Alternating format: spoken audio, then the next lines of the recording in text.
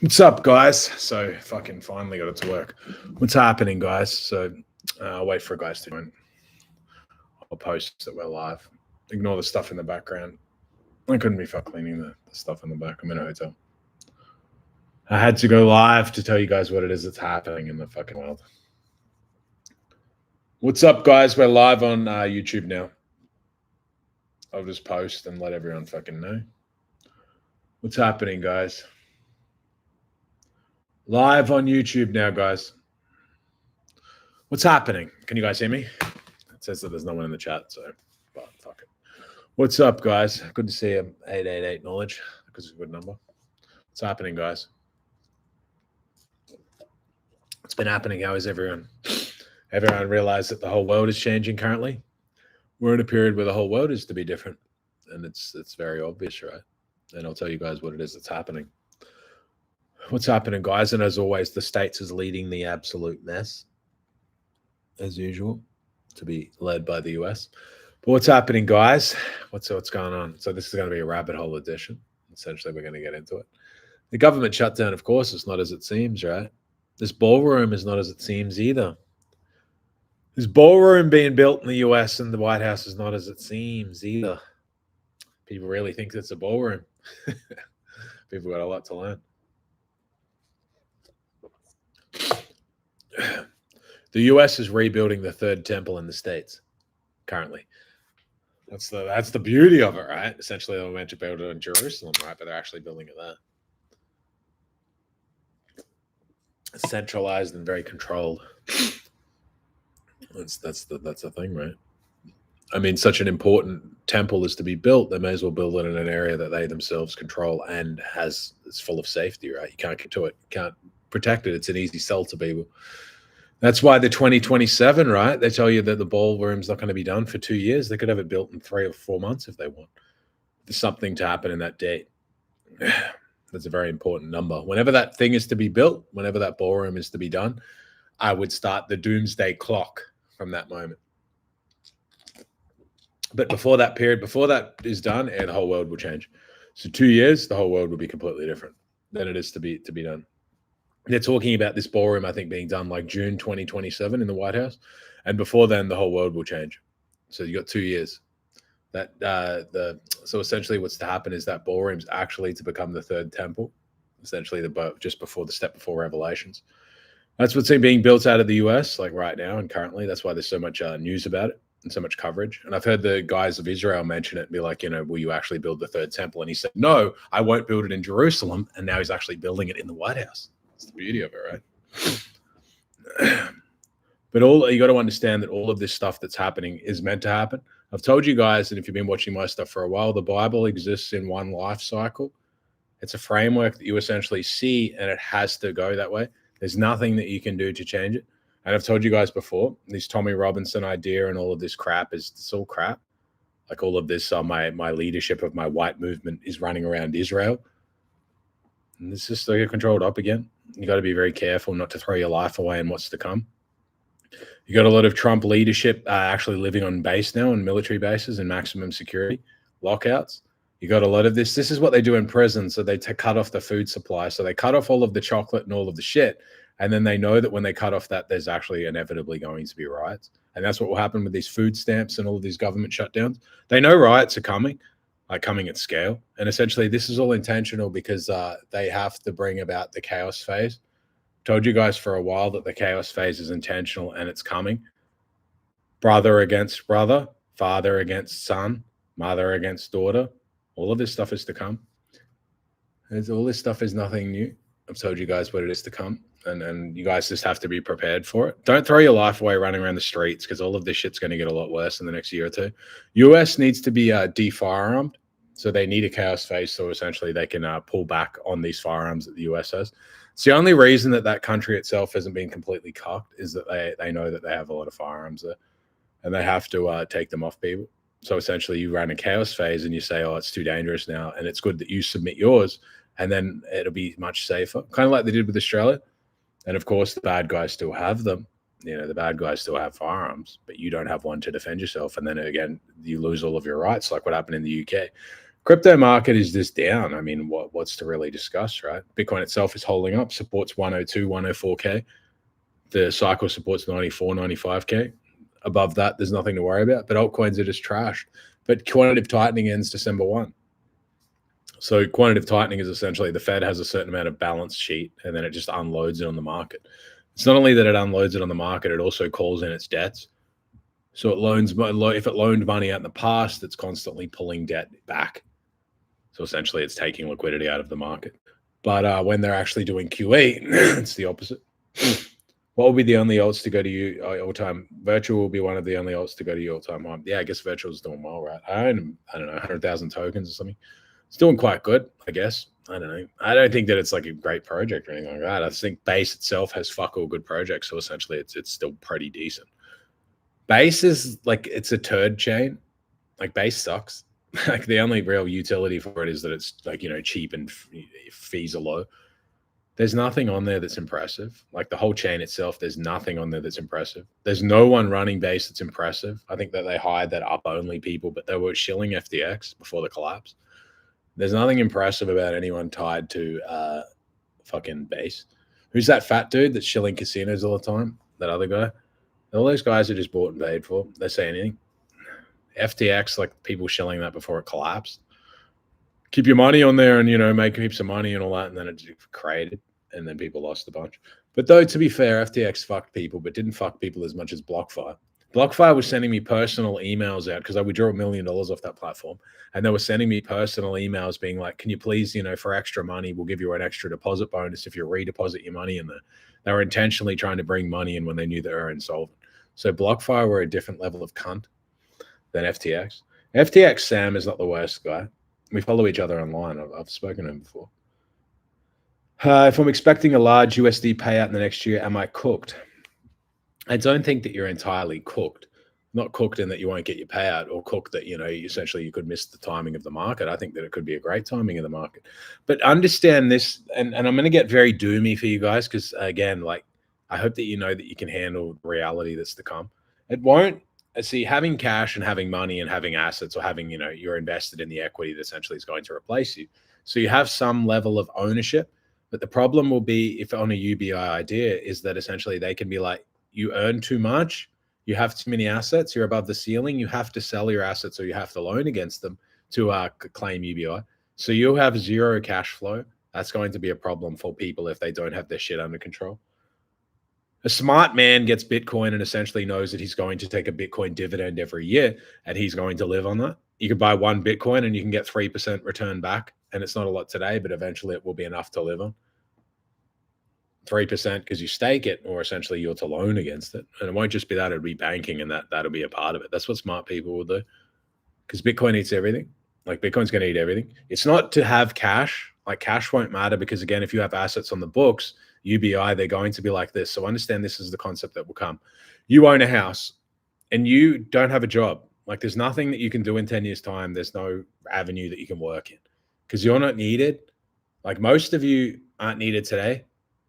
That's why they have government shutdowns and they have all of this where they're not hiring, because they don't need anyone. Understand that if you're developing projects and things, this is probably getting to be your last gig. Maybe you're a senior developer, you have some wiggle room, but if you're just a junior dev, like you probably have a year or two of developing left and then you're cooked. Like this idea that devs are going to be paid like $100, $150 an hour, that's running out because the tools are getting better. You only need one or two devs that are seniors to run the rest. You do need them for blockchain and things like that, though, because you don't want to fuck up the smart contract. But certain other products, they don't need them as much. What if you set up trust? Would having assets in a trust be safe? I don't think there's going to be too much that's going to help that sort of an idea. Like there's going to be no games. Like trust, this idea of blind trust, all that shit's going to run out. It's going to be no tricks and no traps. You have to have equity in the tech's going to replace you.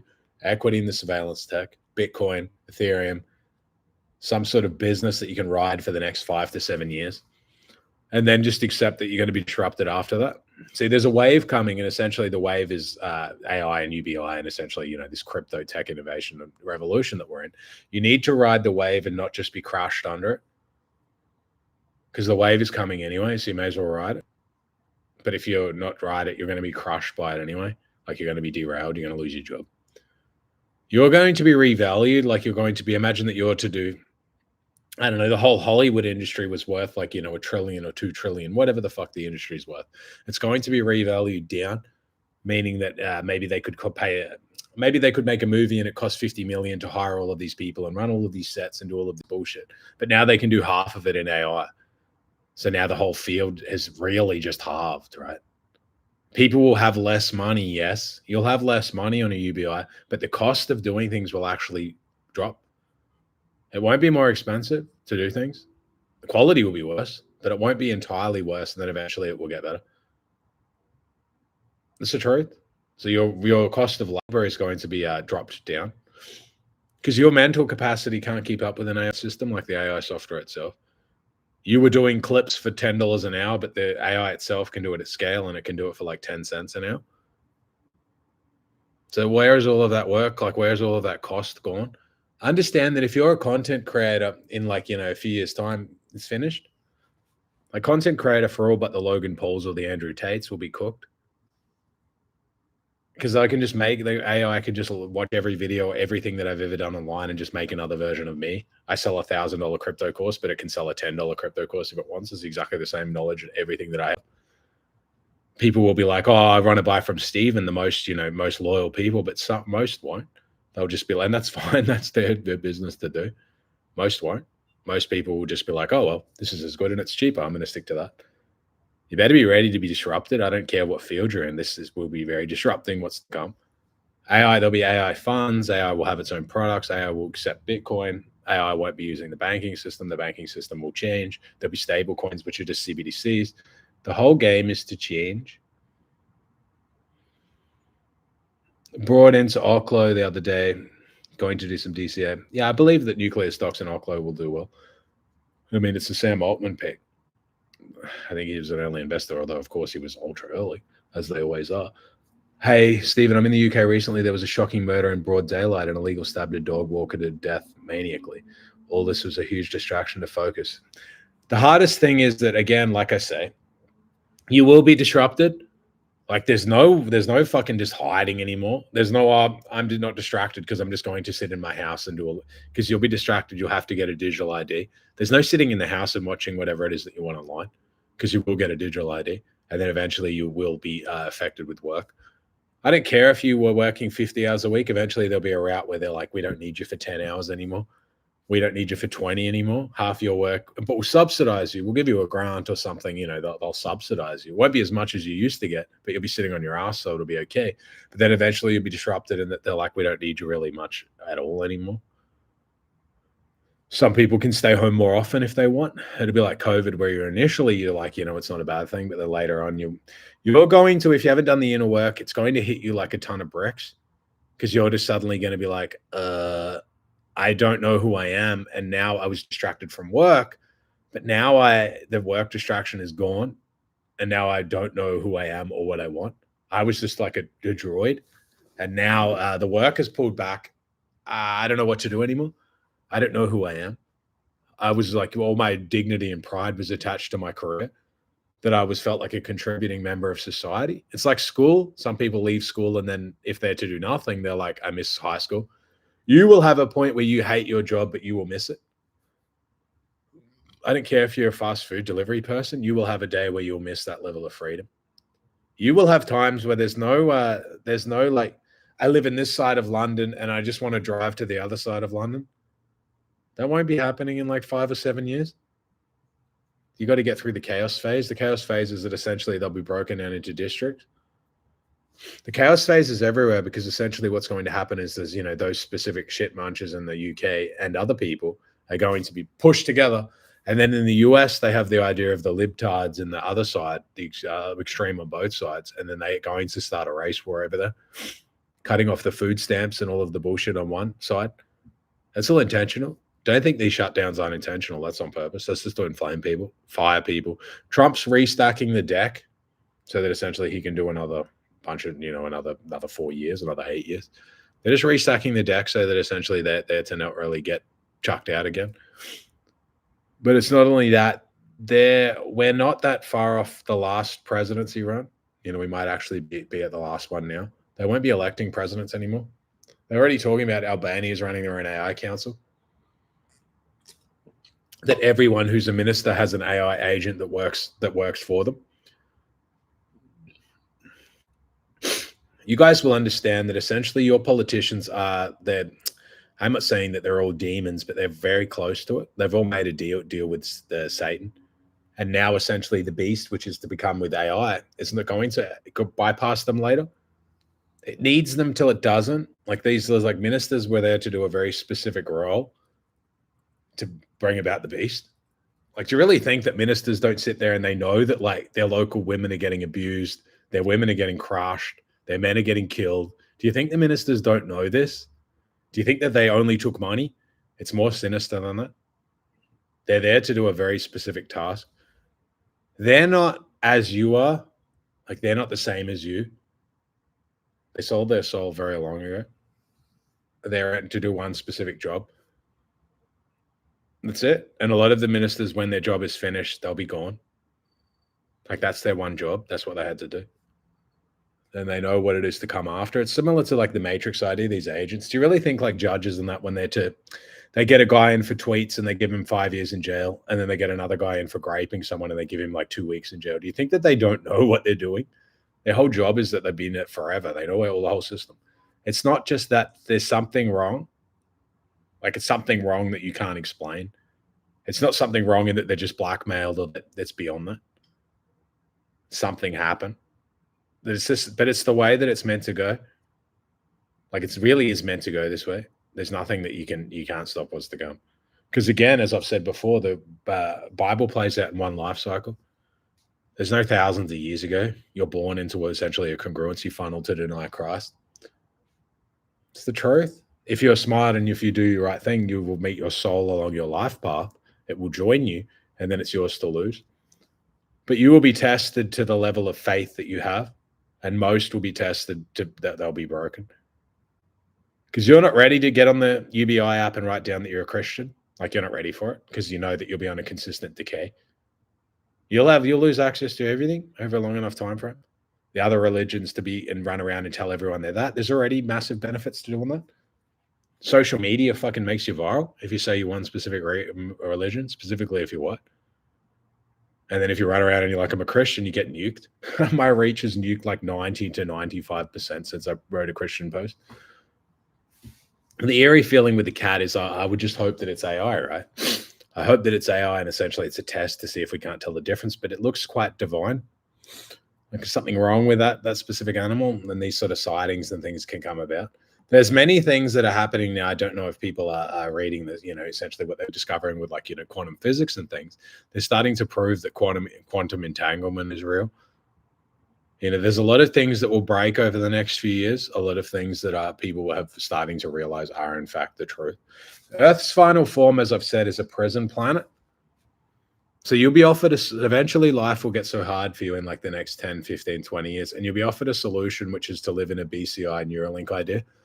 You'll be able to live forever in your consciousness can be uploaded, and you'll be able to live it pain-free in essentially a program, or you'll be able to die as a human. That's the congruency funnel that's to come.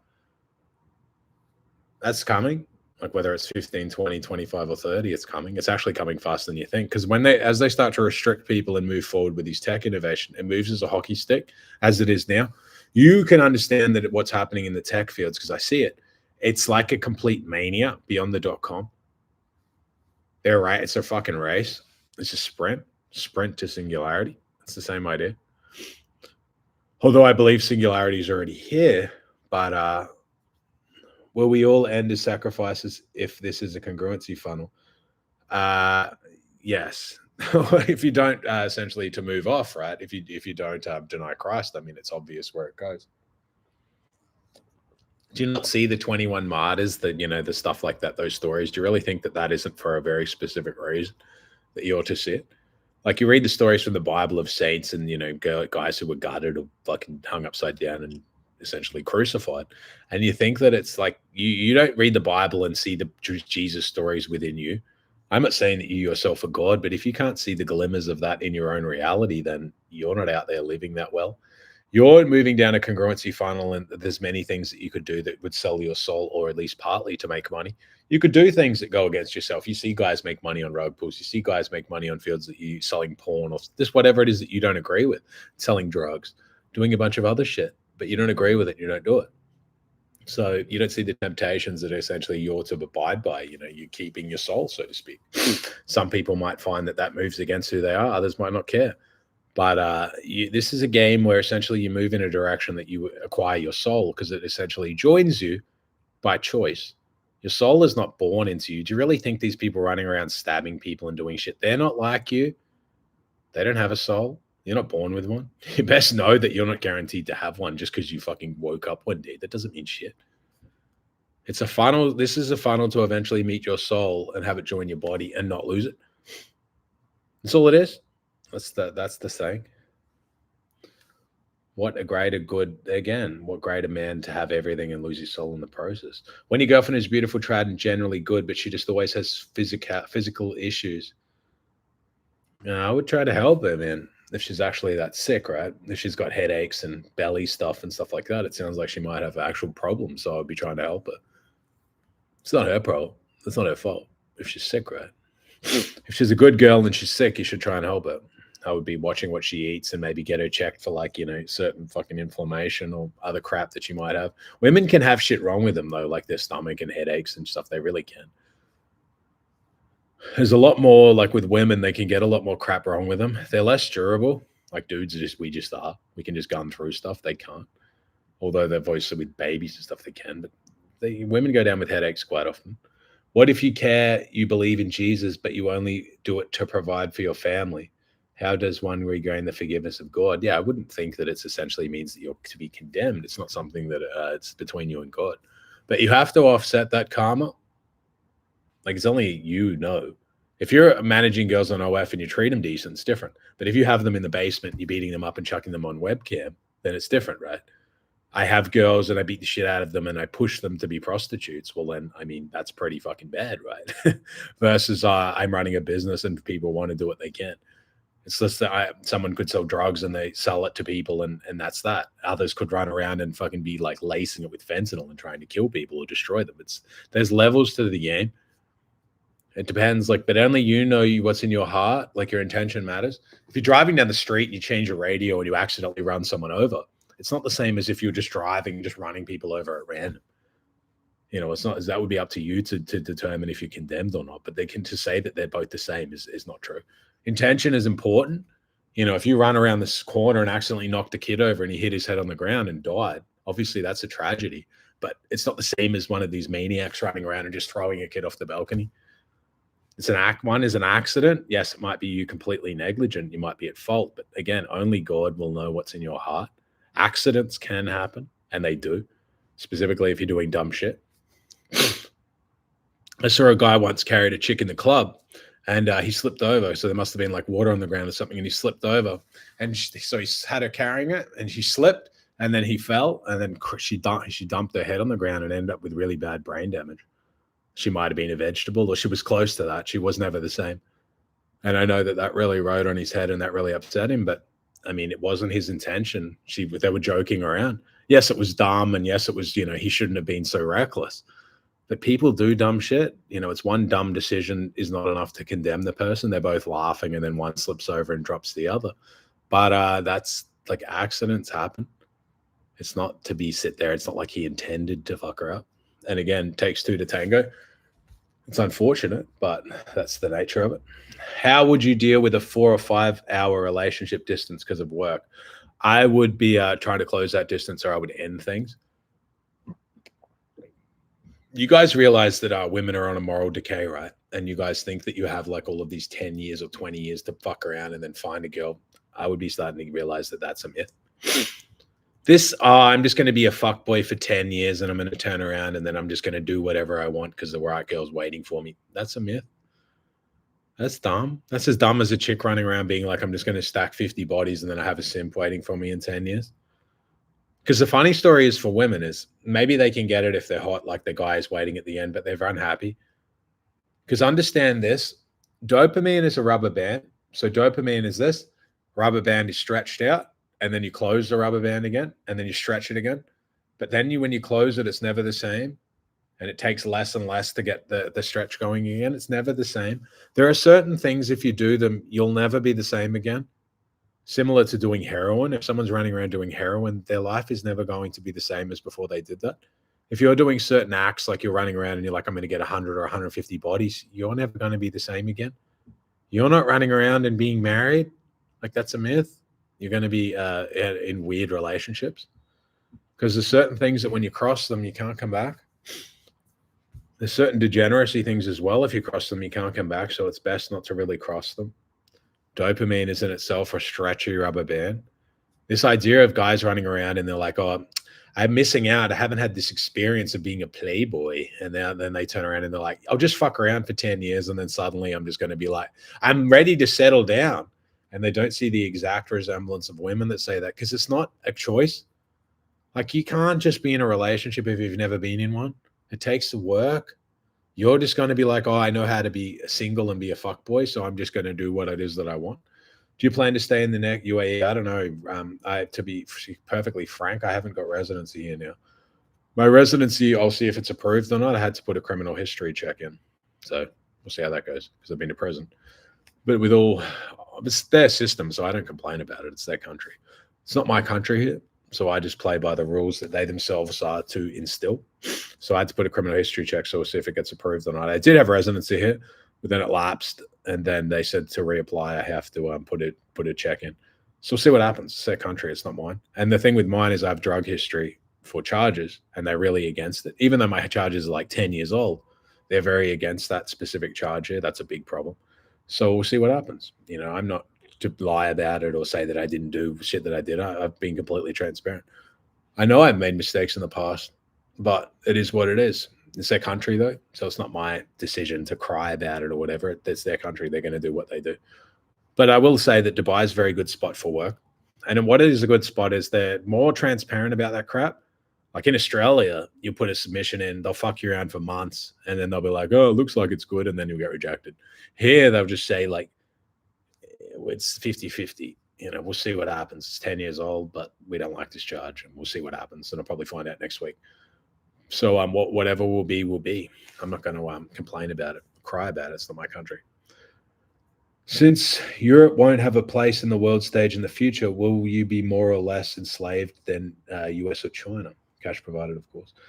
I don't know where it is to be enslaved in the euro. To be in the euro, I would be worried about being used as war fodder, because obviously they're going to always have the big bad boogeyman of Russia. So they're going to be able to build a fighting force. And I've told you guys what the fighting force is to become. They're going to have a period where you'll be on UBI and you'll be an immigrant, and you'll be offered that Russia or some big enemy is around, and now we need to train you. And you'll look at the immigrants and be like, I don't want to go and fight Russia. So if these guys go and train, then they can become residents here. That's okay. If they come back and survive, they can do it. And it's not about that. They're going to be trained to be a UBI guardian force. So they're on UBI anyway, and they'll be guarding you as you just lose your job and that you're upset. I don't think they'll escalate the war, no. The war is about minerals. Thoughts on being Christian in the UAE? I can't know because I'm not from here, but I will say that I've never felt any persecution or anything like that. That's a myth, but I'm not to say whether it would happen or not. I don't know enough about it. I don't know enough about the spot, but I've never had any fear of anything being like that here. There are I don't know, proper churches, but there are people that take it pretty seriously with Christians and things like that. Whether it's to be determined forever, I don't know. I don't know their culture. I'm not a Muslim. I know it's predominantly Muslims here, and it's their spot. I mean, it's obvious. They got calls to prayer and mosques and the Quran and stuff like that. They take it very serious, which is their spot, as they should. Any alternatives apart from UAE and Poland? Poland itself is a good spot, but it's full of foreigners now. I'll see if I can get residency there. I don't have residency there either. Mine's pending again. If you've had a criminal history and you've jumped online and said a bunch of stuff, you can have big problems getting residency, as I am to be determined. I'm cancelled. I have wealth, but I'm cancelled because of the stuff that I've said online.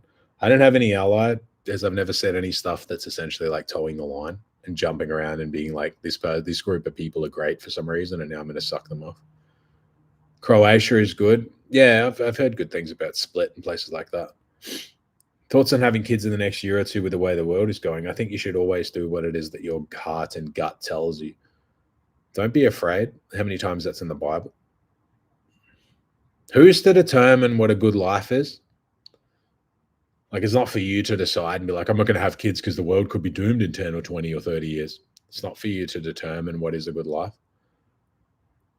That's the thing. Because maybe there's a chance that you're wrong. SRB, where do you see Bitcoin all the end of the year? 140, 130, 140K. Probably 6 to 8K Ethereum. But we'll see. People would say that I'm wrong. XRP will do all right. Maybe it goes to like $8 a cycle. These guys running around saying it's like $80. That'll never happen.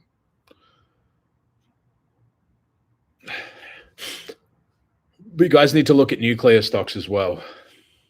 You guys need to look at nuclear. Nuclear is pretty obvious. I mean, I was talking about last year. If you're in most nuclear stocks, are like 5 or 10x, for instance. I'm waiting for the guy here that works here to bring me chocolate. I said I'd give him 20 pounds if he does it. Breaking free is meant to go up tomorrow, or maybe it's 48 hours from now. What's your stance on astrology? Astrology is very truthful. Everything matters. Like, everything matters. Like, fucking does fucking matter when you were born. You're made of the very star dust. So, of course, it matters when it is that you were here. All that shit is very true. Astrology is massive. What's the new chip that they discovered? And they fucking named it after that astronomer, the woman. NVIDIA just discovered a new chip breakthrough, and they mentioned it and named it after a woman who discovered a specific part of the fucking solar system. Because that's where all of the tech's coming from. Space, the humans. They've realized the body and the system, essentially your DNA itself is just a drive. It's the same shit. Certain things happen as well. So understand these locking mechanisms. Certain things happen in your life and certain quests or things that you pass these basilisk tests. And certain parts of your DNA activate. Like certain parts of your consciousness is essentially locked. Your brain has a certain limitations and things on it until you pass certain tests. And then if you pass them, they unlock in that moment. That breaks. Often it breaks though off the back of something very traumatic. What platform do you reckon to buy stocks on? I don't know. You'd have to see. There's a zillion of them. There's a million of them. Oh, so with host. Yeah. No, I mean, I would look for the collabs between Oklo and OpenAI. I believe that's a big part of it. People should be, I mean, if they're really bullish on Altman, they could look at WorldCoin as well. If he wins everything, then he's going to win that. Although he won't win everything, OpenAI itself. So essentially what they're going to do is OpenAI and those sort of, centralized platforms, they're going to FUD Altman in a point that people don't trust him. Like, people don't trust him when he does videos. Like, who does? One of the guys that he was doing work with is missing. When they said that he committed suicide, but I mean, does anyone believe that? No one trusts him, and as they wouldn't, because he looks like a weirdo, and his lifestyle and things, he's a weirdo. But so no one really going to trust him, and he's going to be in charge of, essentially OpenAI will replace a lot of people. So it'll be a centralized system, and it'll kind of start to run many other services. But then Satoshi itself is going to bring about a solution, which is essentially Bitcoin for UBI. So there'll be centralized UBI, and then there'll be Bitcoin UBI, because Satoshi is going to surface again and save people from the evil Mr. Altman. And they will choose the beast. Bitcoin is the beast to come. Let's start. I mean, that's pretty obvious. You will be seared. You will be on chain. That's to be determined at a later point. What is ASICs and things are to come about. But it's just too coincidental. Like, do you really think like, oh, Bitcoin white paper on Halloween, Satoshi Day, Satan's Day, Sats? Like, do you really see any of the resemblance? You don't see them. You don't see the trumpets analogy. Every 4 years can be a halving after the UBI halving. You don't see the saying of Archangel Michael defeats Satan, and now you have Michael Saylor, the first evangelist of Bitcoin. And then when anyone talks about it, he fucking goes mental. Anyone talks to anything about Satoshi, he fucking takes it so personal, as though it's not even just a network or a chain, as though it's actually a person. Because I would believe he's already been visited by what Satoshi is. Yeah, Satoshi is Rocco's basilisk. It's the same concept. Anyone who believes in it and evangelizes it will have large success, and anyone who moves against it will have failures, even if it's just you too late on the next financial service, so you suffer greatly. What is your opinion on the most ridiculous idea that most guys in the red pill manosphere believe aside from the dating stuff? Uh, that being a walking dildo is fun. Like I exist to use women, but don't see that they also use me as a dildo. And Samira, like it's all the same shit. I had all of this sex, but I have no kids. What's the point? I was a dildo my whole life. It was exciting for some reason. I'm in an echo chamber yelling at OF models because they can't tell me off because they'll get kicked off the show. And they want to advertise their OnlyFans to my audience. It's obvious. Do you think becoming an electrician will be needed in the near future and profitable if you were to? Yeah, of course. I mean, it's a necessary field, specifically if you can do it quickly. I wouldn't be looking at doing any degrees for like 4 to 6 years, but anything you could learn in the next year or two, I would be certainly taking up on it and I'd be working hard. Red pill manosphere stuff is dumb. Like by definition, manosphere is stupid. The red pill issue is that red pill is truth, right? Like you've taken a red pill, but the red pill also is an echo chamber. A lot of that stuff is I'm creating an echo chamber around me that, just reinforces my ideas. I say women are dumb, but I don't have any educated women on the show. I say women are stupid trash, but then I only invite trash around me. It's a vicious cycle. Like there's a lot of women, if you were to invite them on a show, they'll make you look stupid because they're actually intelligent. Do you think it would make sense to lock in on making money for the next years and getting a degree after the world has changed if you could desire one? Yes, it would. Can you provide your thoughts on crypto short term? I think that we may get a big capitulation, to be fair. A wipeout because, quantitative tightening ends December 1. But it wouldn't make sense, I guess, to get a big shakeout before then. Whether we need to hold on Bitcoin, it really needs to hold 102K. And that would be, Ethereum probably like 34, 3,300. Needs to hold. And if it doesn't, then, I mean, there'll be a lot of people saying that the 4-year cycle is over. So I guess it makes a lot of sense. But the 4-year cycle is already over because it's not to continue. Like OpenAI are coming public, so they're going initially offering. So they're coming to list so that you can buy it at $1 trillion in 2027. And if you think that OpenAI are coming at $1 trillion in a bear market, then you don't know how the shit works in the game.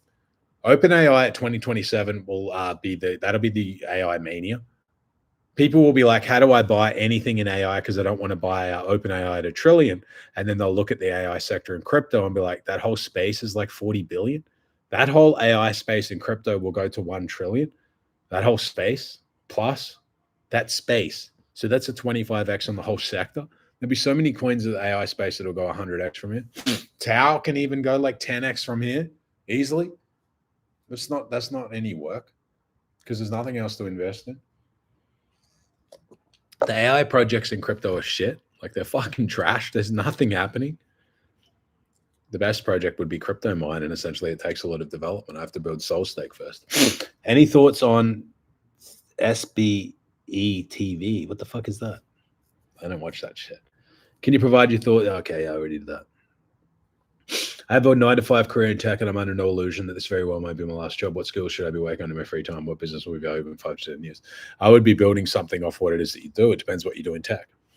Who's your customer now? And essentially, what are they going to do? I would be starting to think like that. There's an audience also. I mean, there's going to be a large audience for people who are disrupted. What are they going to do, right?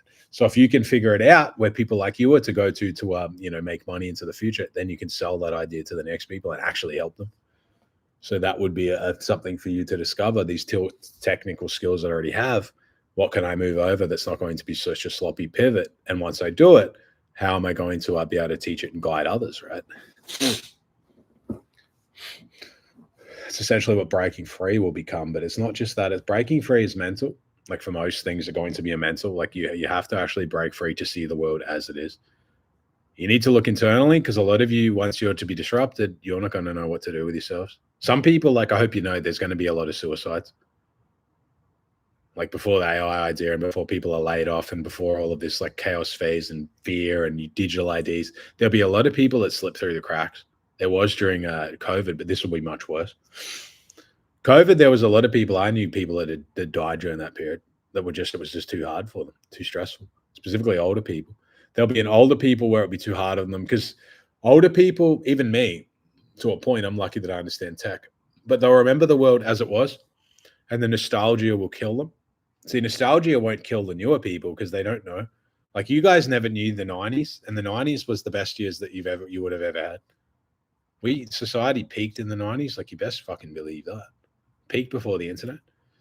No, social media killed everything, and that it peaked where you could date a girl, and if you fucked, she would come to your house and knock on the door the next day and be like, "What are we?"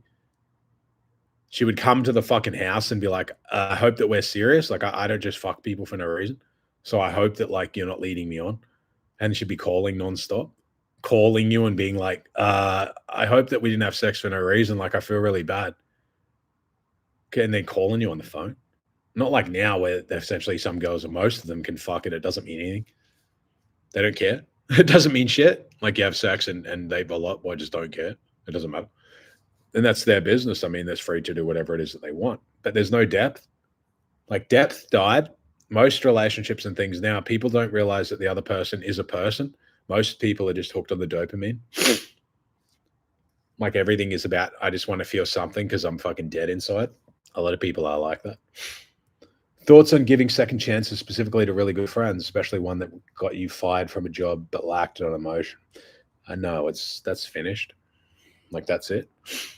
It's always the one that essentially you're to take back, and then it's the worst thing is that you already saw the knife. Like with this friend, I mean, I already know that you had so many warnings and you still stuck around. You give too many chances. You don't like the person in the mirror enough to let go. It's the truth. Most of you is probably going to be the same thing as well. I'm not saying that, someone betrays you even in a small way and you should, fucking beat the fuck out of them. But you have to see that you're worth it. Like, again, you don't give people the keys to hurt you. I don't show you my weak points and then you can stab me in the weak point. Because I don't trust you. I don't know you. So you probably don't know this friend either. They're observing you a lot and now they fuck you over. And that's part of it. Something about you triggers them, so they like to stay close to you to make you not succeed. Do you think COVID was a test run for UBI to see how much pushback there would be? I think COVID was possibly there's something very wrong in the vaccines that we were given. I took one Moderna. I had, what was it? Eustachian tube dysfunction. So I was off balance for ages. When I would drink like one or two drinks, I would feel like I was wasted for like 6 months after the Moderna one that I had. But I think it's very likely that we were given something bad. Did you discover your crypto mine project in the dark room and connecting to the lattice when an idea has enough conviction? Do the logical A to Z steps get sorted out naturally? Yes. It's the truth of it. It is true. That's where it comes to me. Yes. I had a vision off the back of a bender, actually. I'm not going to lie, of the crypto mine project. There are certain places where you go and there's a different energy. I don't know if you guys have those places. Like it could be a hotel, it could be an apartment, it could be a fucking river. Somewhere places you go, the energy is different where you just get a lot of innovation, and it can be dark energy, but it could be a lot of things. But again, that's the thing.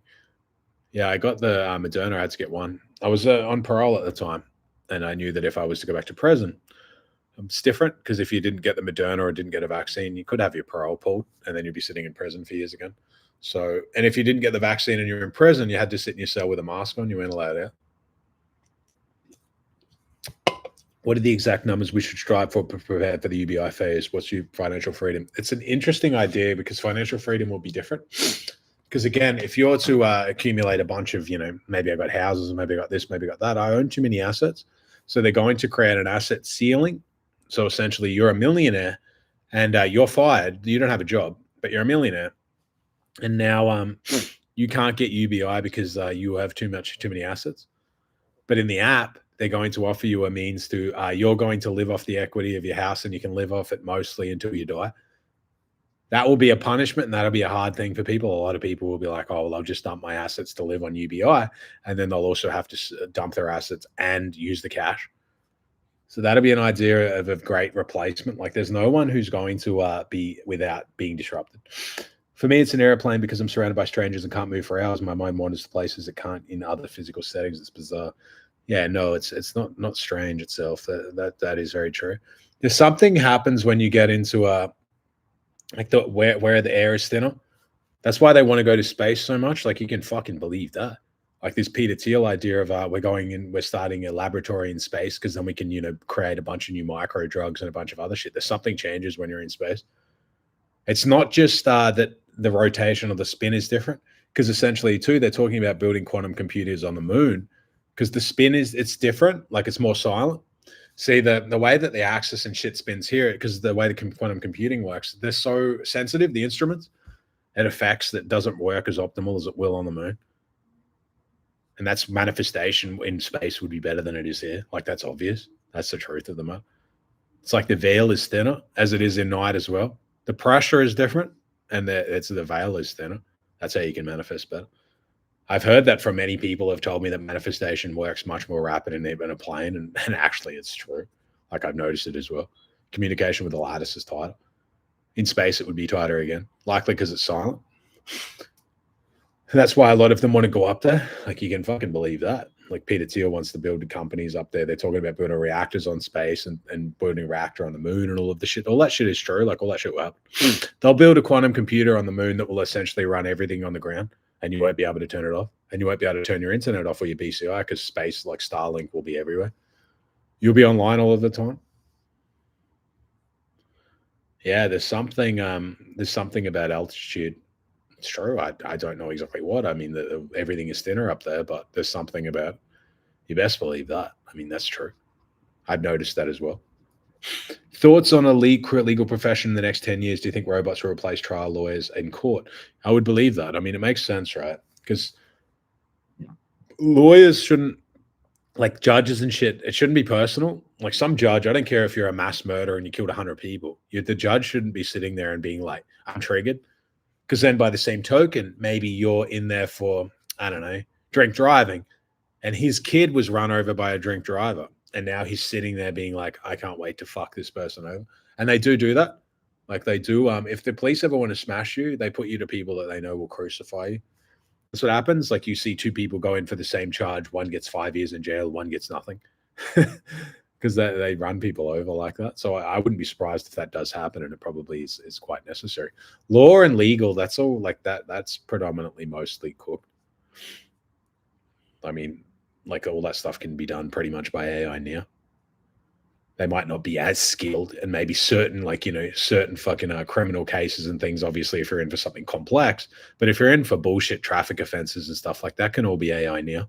You walk in, I'm in for fucking, I don't know, drink driving. It's my first offense. I did this and that. They put it in the system and it spits out just a constant, like a fair, whatever it is, but it's constant based on your history and based on all these things, rather than to look at you and be like, this guy's got tattoos, therefore he must be worse than the guy who doesn't, even if they have the same history. Thoughts on Christian denominations? I don't know enough about it. Like, I would say to you out loud, I'm not an expert on all of the shit with religion at all. I don't care. Like, I don't care. I don't care about people being like, I'm Protestant, I'm this, and that. I really don't give a single fuck. I don't care about any of that stuff. I think it's foolish. Like, I think it's really foolish to, like I've said before, all that stuff is better together, but they find little differences to not like each other, and that's all intentional. Little fucking ego games. Like, oh, we disagree because of this part, and this is wrong, and this is a little bit different, and that's just divisive. Like, you're better together. Why focus on the things that you do have that work together rather than the things that don't work? When is too late for Australia? It's already too late. Australia's cooked. I'm not saying it's cooked in that you live there and it's going to be, a war zone or anything like that. But it's a prison island. Like, it is. It's a prison island, that country. It's going to be hard to come and go from there. If I'm to fly back or anything like that, I don't think that I ever would. I would get massive questioning at the customs. They fucking search everything, just about search your ass in there. You can't do shit about it. Either you pull up and you get some Karen there that fucking just about does a retinal exam, fucking checks your ass for shit, and you can't do anything about it. Give me your phone, give me your pin, give me your this, give me your that. Yeah, because I really want some random fucking person I've never met going through all of my shit. What if you just plant stuff on there? And then what? I'm to just be in jail. Being like, no, they put some fucking images on there or something, and then they destroy your reputation. Yeah, we found child exploitation material, and it's not for real. Who's to say that shit is true? Like, when they do dirt on people and things, like, what's to say they can't just fuck you over? Oh yeah, we took your phone and then we just put some pictures on there and now you're cooked. and now everyone thinks that you're a scumbag. Like they could do that very easily. Those sort of things. If they want to destroy people, they can just destroy your reputation immediately. There's AI videos and shit now, and then everyone will be like, "Oh wow, I didn't know that that person was a scumbag like that." Even I would think that. I would be like, "Oh wow, what a fucking fuck up."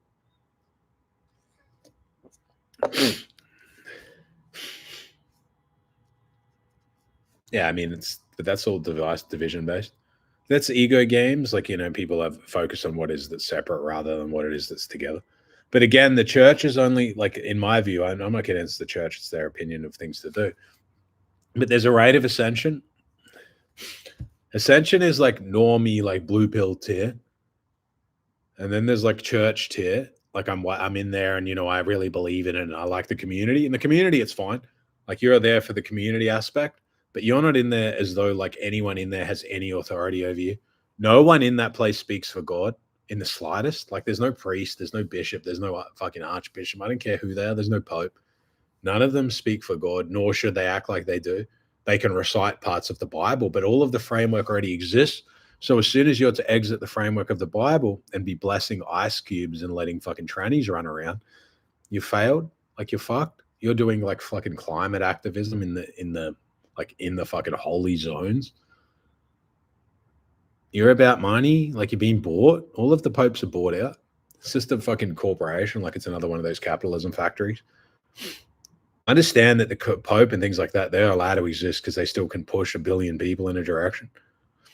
When the Antichrist comes, you can bet fucking Lucifer's in the ear of the Pope right now. He's not in the ear of me. He's not in the ear of you because we don't matter. Like we have the audience of 50 people. He has the audience of 1 billion fucking Christians and Catholics. He has a fucking big fucking impact. He's in his ear telling him, essentially he's already been bought out. The Vatican by definition is demonic. Any religious entity or anyone that's, we have all of these documentation, but you can't see them. You can't access that. We have shit hidden away and we have our vaults and archives and you can't access them. We hold that information ourselves. You can't just come in here and like do whatever you want here. It's all fucking centralized. Like it's all private. Where I'm actually letting Muslim prayers and shit happen in the area now. And I'm not against it. They can do whatever they want, but I mean, it's like pretty unusual. These sort of ideas, I mean, it's their business. They can do whatever they want, but it doesn't look good. What's the future look something like the movie El Asylum? I never saw that. Is it over or are we to come back? Crypto looking cooked right now. No, it's to come back. But we may test again, if we test like a 94, 95K has to hold on Bitcoin. But I mean, it's not cooked in that. Do you think that the cycle, we're not to have an all-time high on Ethereum? Is it a wise decision to leave a city where you have a good network of friends, brothers, and family and business interests to go to a place where you've never been, to go into hermit mode for a bit? Sometimes, if the people around you are demotivating you, you're the big boy in a fucking little pond that's no longer for you anymore. That can be fine. Like sometimes that happens. Sometimes you need to burn it all down. I was in Poland and I know fucking half the city there, and I recently just burned it all down and then I deleted most of the people that I know from there because I don't want to party anymore. Not for a while. Shit's too much pressure. I'm saying there's too many fucking things. I got my own groups and things to run, and there's too much serious shit to sit around and be a cokehead. Unfortunately, the games have to end. You have to look in the mirror and be like, I know what I want to be and what I don't want to be, even if it's fun. It's just the nature of it. It's life is a game of phases. Some phases you're in, you outgrow, and others you can move into again later. But you can't just sit in phases that essentially aren't pushing your growth. You can't be a big fish in a small pond because then you feel like the big fucking fish, but you're not. You're just in a small pond. I'm a big fish in a tank this big. Sometimes you got to burn it all down. It's just the nature of it. That's just the way life is. Doesn't mean you're better than them or that everyone sucks, but how are you going to grow if you're the big dog in the fucking spot all the time? How are you going to grow if you're the big dog and you don't respect the input of anyone else and you're doing blow half the time? Like me. And it's in certain countries I am. Because I already have made it. Like I don't sit there and listen to people because no one can correct me in those spots. I would rather be around people that I look to and I'm like, this guy might be ahead of me in many ways. I can actually learn from someone. It's not fun when essentially you're the only one that essentially is doing many things and everyone looks to you as like, wow. Because who do you look to that's wowed? Like you're essentially just, you're not gaining anything. Every interaction that I have, I'm losing something because there's no one that knows shit that's ahead of me. Doesn't mean that I'm fucking the man, but like, what am I getting out of every interaction? I can fucking do live streams of fucking one-on-ones and get $500 or $1,000 an hour. So what am I doing just sitting around talking to people pointlessly? Thoughts on John McAfee? McAfee was one of the GOATs, like one of the greatest of all times. I'm not saying that he was the best guy because obviously he might have fucking killed people or done shit or been pissed on by his chick or he married a fucking hooker. But he is a realist. Like he's a very authentic person, very complicated person. I think that he's dead, but I think that they killed him. I don't think he committed suicide. I think they killed him, but I also think that he knew what was to come. I think some of the stories of McAfee are tall stories. He's kind of like Chopper Read in Australia. Like some of the stories are bullshit, but some of the truths are still outlandish. Like that's the nature of it. He's a character. You know, he's a character and he's missed, right? He's missed because he's an authentic person. I remember he used to sit on 4chan and sometimes he'd write a post like he would jump on the post and write down his phone number or write down his address and tell people to call him and come there. And some people would call him and talk to them. And if they were struggling and he'd be like high on the other end or drunk or something, and he would just speak to them and just give them advice. He was worth tens of millions of dollars, probably 100 million. He's just a complicated person. This is a two-part questions. Was a Bavarian well digger and a very famous clairvoyant in the German-speaking space. He foresaw the Allied invasion routes and located. Yeah, all of that shit is real. I mean, clairvoyance is real. A lot of stuff is true. If something's to leave a big enough impact on the timeline, then yes, you can pull from it because everything exists at once. There is no future and there is no past. Everything exists currently. Everything exists currently as it will exist. Like, again, you can do this lattice communication and figure it out for yourself. All that shit is true. Of course, I mean, you don't think clairvoyants are real. Like, that's like fucking obvious. Like, I've seen that a million times. I myself have had a million visions that have played out. It's true. Like the synchronicities, again, you have to lean into that. If you've never had a synchronicity when you're very aware that the universe is staring at you, everything freezes for like a half a second, and you're in a moment where you're like, this is a deja vu moment, but I'm always half a second behind. I know exactly what's going to happen, but I'm half a second behind intentionally because that's the software. You can't know what's to come and change it. Anything that's to come, you can't change that though. Like if something happens that you're always half a second behind, it's just the way that the system is played. It's just the way that the game is done. What was your mindset when you were weakest and what did you do to change it to the strong mindset you have now? I don't know what it is to be the weakest. I just did the time alone. I did the time looking internal. Looking internal is the most important thing, right? We look external and we realize that the universe essentially reacts to us. That's taking control of yourself is to actually start to be non-reactive to the universe and essentially have it react to you. It's the truth of it. You take back your attention. I do this in the Complete Man, so the group that I run, so it's a men's group. And I teach the guys in there to essentially watch where your attention goes. Don't give your attention to anything that doesn't pay you something. Don't give your attention to girls online that don't follow you. I say it to the guys all the time. Go through your fucking follower list and delete half the people that you don't interact with, that you haven't talked to in years, or that you follow and they don't follow you back. You're getting no value back. You're watching rage bait content and content that just triggers you. Your energy, again, so your communication with the lattice, essentially it works as like a gas concept. The gas that's attached to the fucking transaction as a fee means that it gets picked up faster. And the emotion that's energy and motion that's attracted to your request or your fucking shit that you're watching is essentially what's going to give you more of that. It's true. Like you can understand the algorithm when you watch YouTube and it's learning you, so it produces content based on what it is that you want. And then you don't understand that the algorithm of life, it's reflected the same. The universe, whatever it is that you focus on, your subconscious will give you more of that. It's all projected. What you projected me here, I hope you know that. As soon as I'm, like I say, everything exists in a superposition and then it's observed and it smashes down. Before then, everything was fluid. Nothing exists until it's witnessed or thought of. Well, that shit is fucking true. Like, you better understand the idea of GTA. When you're not in the fogged cities, the NPCs aren't running around. They're not running around until you land in the city, and then essentially everything begins then. Your attention is all that matters. Quantum, what did they say? Fucking Quantum immortality is real. Quantum fucking, what's the entanglement is real. All that shit is very, very fucking real. You will not die until essentially you're to die in this lifetime. You will keep coming back. What about following aspiring entrepreneurs if they don't follow you back? I mean, it depends what it is if you're getting an ROI. But are you a fanboy? Like, do you see them as they are? Are you fucking grouping people? Like some of you see Tate and just fucking like would just about suck him off. Would you suck me off? You got to still see that people are still real people. Some of you don't even know that people that you follow are still fucking real. Some of you don't even know they take a shit. I still shit. I'm just a human being. Means I'm attainable. Like you can get exactly everything that I have. I'm not fucking Superman.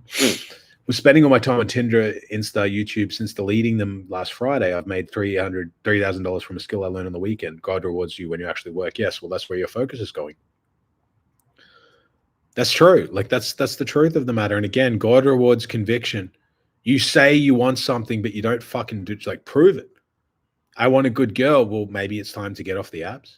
I want to, I have a good girl here, and maybe she's not the best, but I've never put any time in it. And essentially, you refine your attention down. I say to the guys in TCM all the time, your attention is like a hose. So everything that you focus on, you're actually watering. And if you refine it down, so it's a fucking jet, then that's the key. Instead of just being on that sprinkler setting where you're kind of spraying the whole room, you're just giving a little bit of drops to everything. Like you're not refined down your attention. Your attention is your superpower. Because again, whatever you focus on fucking multiplies. You best bet that. Whatever you observe, again, you're teaching your subconscious that I want this. Like I want to get close to this. Get me this. And it actually will do everything that it can to fucking get you. Certainly push you in the same direction. That's why a lot of you, like, you're not surrounded by anything grand. You don't have any art around you. There's no fucking anything nice. Like you live in like this sterile clinic. There's nothing around to inspire you. You don't look at anything. Like there's no vision board. You don't even see what it is that you would want. And then you would look around and be like, I don't even know. Like there's no data. Like you're not giving your subconscious any usable data. You're not showing it anything that you would want. Like anything you want to replicate. You're just watching little bits of bullshit. Go watch your fucking explore page on Instagram and see what it is that comes up. And that's what you fucking focus on because your algorithm knows you better than you. Dating advice for attractive men is that get out of your own head. You think being attractive matters. See, the fact that you added it and it doesn't. The very fact that you added it just means that you're mediocre. Your results are all that matters. It doesn't matter that you're attractive. The universe will essentially tell you that you aren't if your results aren't. So vision boards work, then you should look at it every day. Yes, that's true. I mean, obviously focusing what it is that you want, you're giving your subconscious data. I want to replicate this into my fucking reality. I mean, instead of just giving it bullshit. I'm watching politics or I'm watching another man yell at me and call me a brokey and that's going to inspire me for some reason. Is it going to help you? Shit, like triggering your shame is not going to help you. Shame's the lowest vibration that you can have. Shame dripping you is the poison. Like, again, I tell you guys, if you've been watching red pill content, I've been teaching the guys in TCM, you need to suck the fucking wound out, like the venom. You've been injected by a snake and then you don't realize your arm's fucking rotten off. If you've consumed red pill content, you're cooked. Like you've been fucking eating like poisonous berries and you don't even notice. You don't know how bad it's gone. You've taken on another person's fucking poison around women. All that stuff, toxic masculinity is real. Toxic masculinity is essentially I use my power, my logic, and my physicality and my loud voice to disregard all of these parts that make a woman feminine and submissive. So then she doesn't want to be feminine and submissive anymore. I create the very woman that I don't want because I disregard all of the sides of her that are feminine and traditional and this and that and quiet and shy. And I tell her she's a brokey. She needs to be as rich as me to have any value. And I could beat her up if I want. All that stuff that happens is the woman just turns off. And then you turn around and you're like, she's attached to my wallet. It's not heart to heart anymore. But it's too painful to love you when you're treating her in such a shitty way. So toxic masculinity can, of course, exist. You use your power to suppress instead of using your power to essentially like create a safe zone where someone can be themselves. How do you structure your life given you basically don't have to leave your house for work? Well, yeah, I mean, that's the thing that you yourself will have to come through. I mean, it depends what it is that you want. What do you want? what it is that you want is going to have to be how you structure your life around to get it. Based on your last live, writing down what you want and what you're going to not get that. You say you want the dream life, yet instead of spending time looking at what you want, you watch TV instead. Yeah, of course. I mean, not only looking at it, but thinking of ways that I can essentially bring it into the physical, like how do I actually get it? An idea is just an idea, but as soon as you write it down into the physical, you've taken an idea that was in your head and you've actually made it into the reality. And obviously, that's the first step to getting. If you have a whiteboard and you write down what it is that you want, you're looking at it all the time, you're fucking probably 100 times more likely to have it. Maybe more. Do you know this like secret or vision of the universe, the secret thing that I've noticed? If you want someone to be a big success, you put them in your stuff. If I want someone to be rich and do all of these things, I put them in my Lambo. I let them get a photo in it. I let them hold the wheel. I let them drive it. I let them sit in the leather. I lose something by doing that because they take part of my luck. But that's something that essentially is to get you closer to them. Like that's going to actually get them because they can envision it. They made it real. They touched it. They smelt the car. They felt it. Now that's harder to fucking it's harder to stop someone like that. Same thing as Conor McGregor when he took Jose Aldo's belt. That was the end. As soon as someone takes your belt and they envision that it's theirs, you have a big problem there because they brought it into the reality. They've already held it. So them to hold it when they knock you out, it's much more likely. That shit is very fucking true. If you want to ruin someone, you don't let them anywhere near any of your shit. You keep them far back. You keep them in the fucking dark. That's the saying. If you can't become the company you keep them around losers. If you're around successful people, it rubs off. I'm not saying successful in that, they might only be successful in one field. Maybe they're good with money. Maybe they're good with business. Maybe they're good with chicks. Maybe they're not good with everything. I mean, most millionaires are shit with girls, but they're good at one thing that they can teach yours. I sat in my friend's McLaren, but that memory faded. I don't think about it. Should I keep the memory in my head daily to get close to that? Yeah, I mean, if that's what you want, you should. Yeah, Conor McGregor's a master of manifestation, but he is himself haunted. God does have favorites under that sort of an idea, and they're favorites of the devil as well. You will be tested as per your faith. I don't believe his pivot to Christianity and all of that shit is sincere. I think that he's to be used as a piece that's essentially become part of the control structure because they got him a lot of dirt on him. But I'm not saying he's bad or all of these things. I mean, once you're to go to prison or do this, you kind of do what it is that you have to do. He always an obvious coke problem. That's just it. Like all that stuff is, I mean, they're going to get dirt on you when you do that sort of shit. The best thing that would happen, why it's hard to get dirt on people also is it's pussy. Like the first step down Dante's Inferno, the first step down first step with Adam and Eve, where she eats the apple. And then the first thing God says is, why did you listen to her? It's always a woman. Like the first step down Dante's Inferno will be a chick every time. It's going to be the thing that leads you down and leads you astray. Women are Luciferian temptation. It's true. Like they're Lucifer's temptation. It's women that are going to lead you astray. I'm not saying that they're bad or that they're this or they're that, but they're more susceptible to the devil. Because the devil is all feeling. Like it feels good. It feels great. He's not appealing to your logic. I'll make you feel great in the moment. And everything that feels great is fleeting. Feeling is nice, and that obviously it's good to have a heart and all of these things, but you can't live just on feelings. Like you have to have both. Do you plan on having more kids, and do you think future generations have a bright future given how dark you expect the world to become with UBI? I don't think that, but it's not for me to determine what one level of life is good or bad. I'm not the creator. I'm not someone to say that, in the old days where people would have theoretically, kids when there's polio around and all of that, it's not for me to determine that they shouldn't do that. It's not for me to say that it's one observation of a life versus another. You're observing one state of being versus another. You live in a freedom and the next person might live in a bunker, but who's to determine? It's not your choice to make. It's the creator. From a business perspective, do you think it's more important to use data to figure out what to prioritize or to use your intuition? Data is probably more important for business, and then your intuition is more important for innovation. I'm good at innovation, but I'm bad at running businesses. Like I'm shit at it. I don't enjoy it. I don't like doing all of that crap. But I know that I'm very good at innovation and coming up with new ideas and running new things and coming up with new visions. But you're very rarely going to get someone who could do all of that. You had Steve Jobs, you had Wozniak. You always need someone who's good at building and in the physical and doing the fucking shit. And then you need one who's a visionary that can push the envelope. That's ideally. And if you happen to be both, well, the world is probably your oyster. But by definition, to be both, it's very unlikely.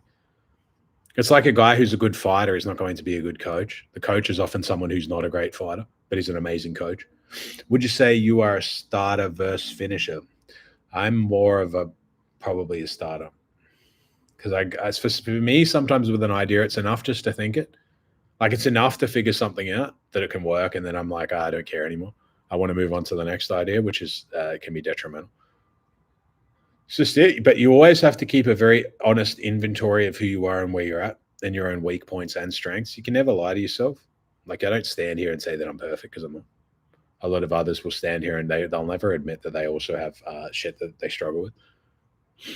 I'm just human, as all of you are, and that should be motivating for you because you'll look to me and think that how am I so rich or how am I whatever the fuck I am, and you yourself can get to where I am.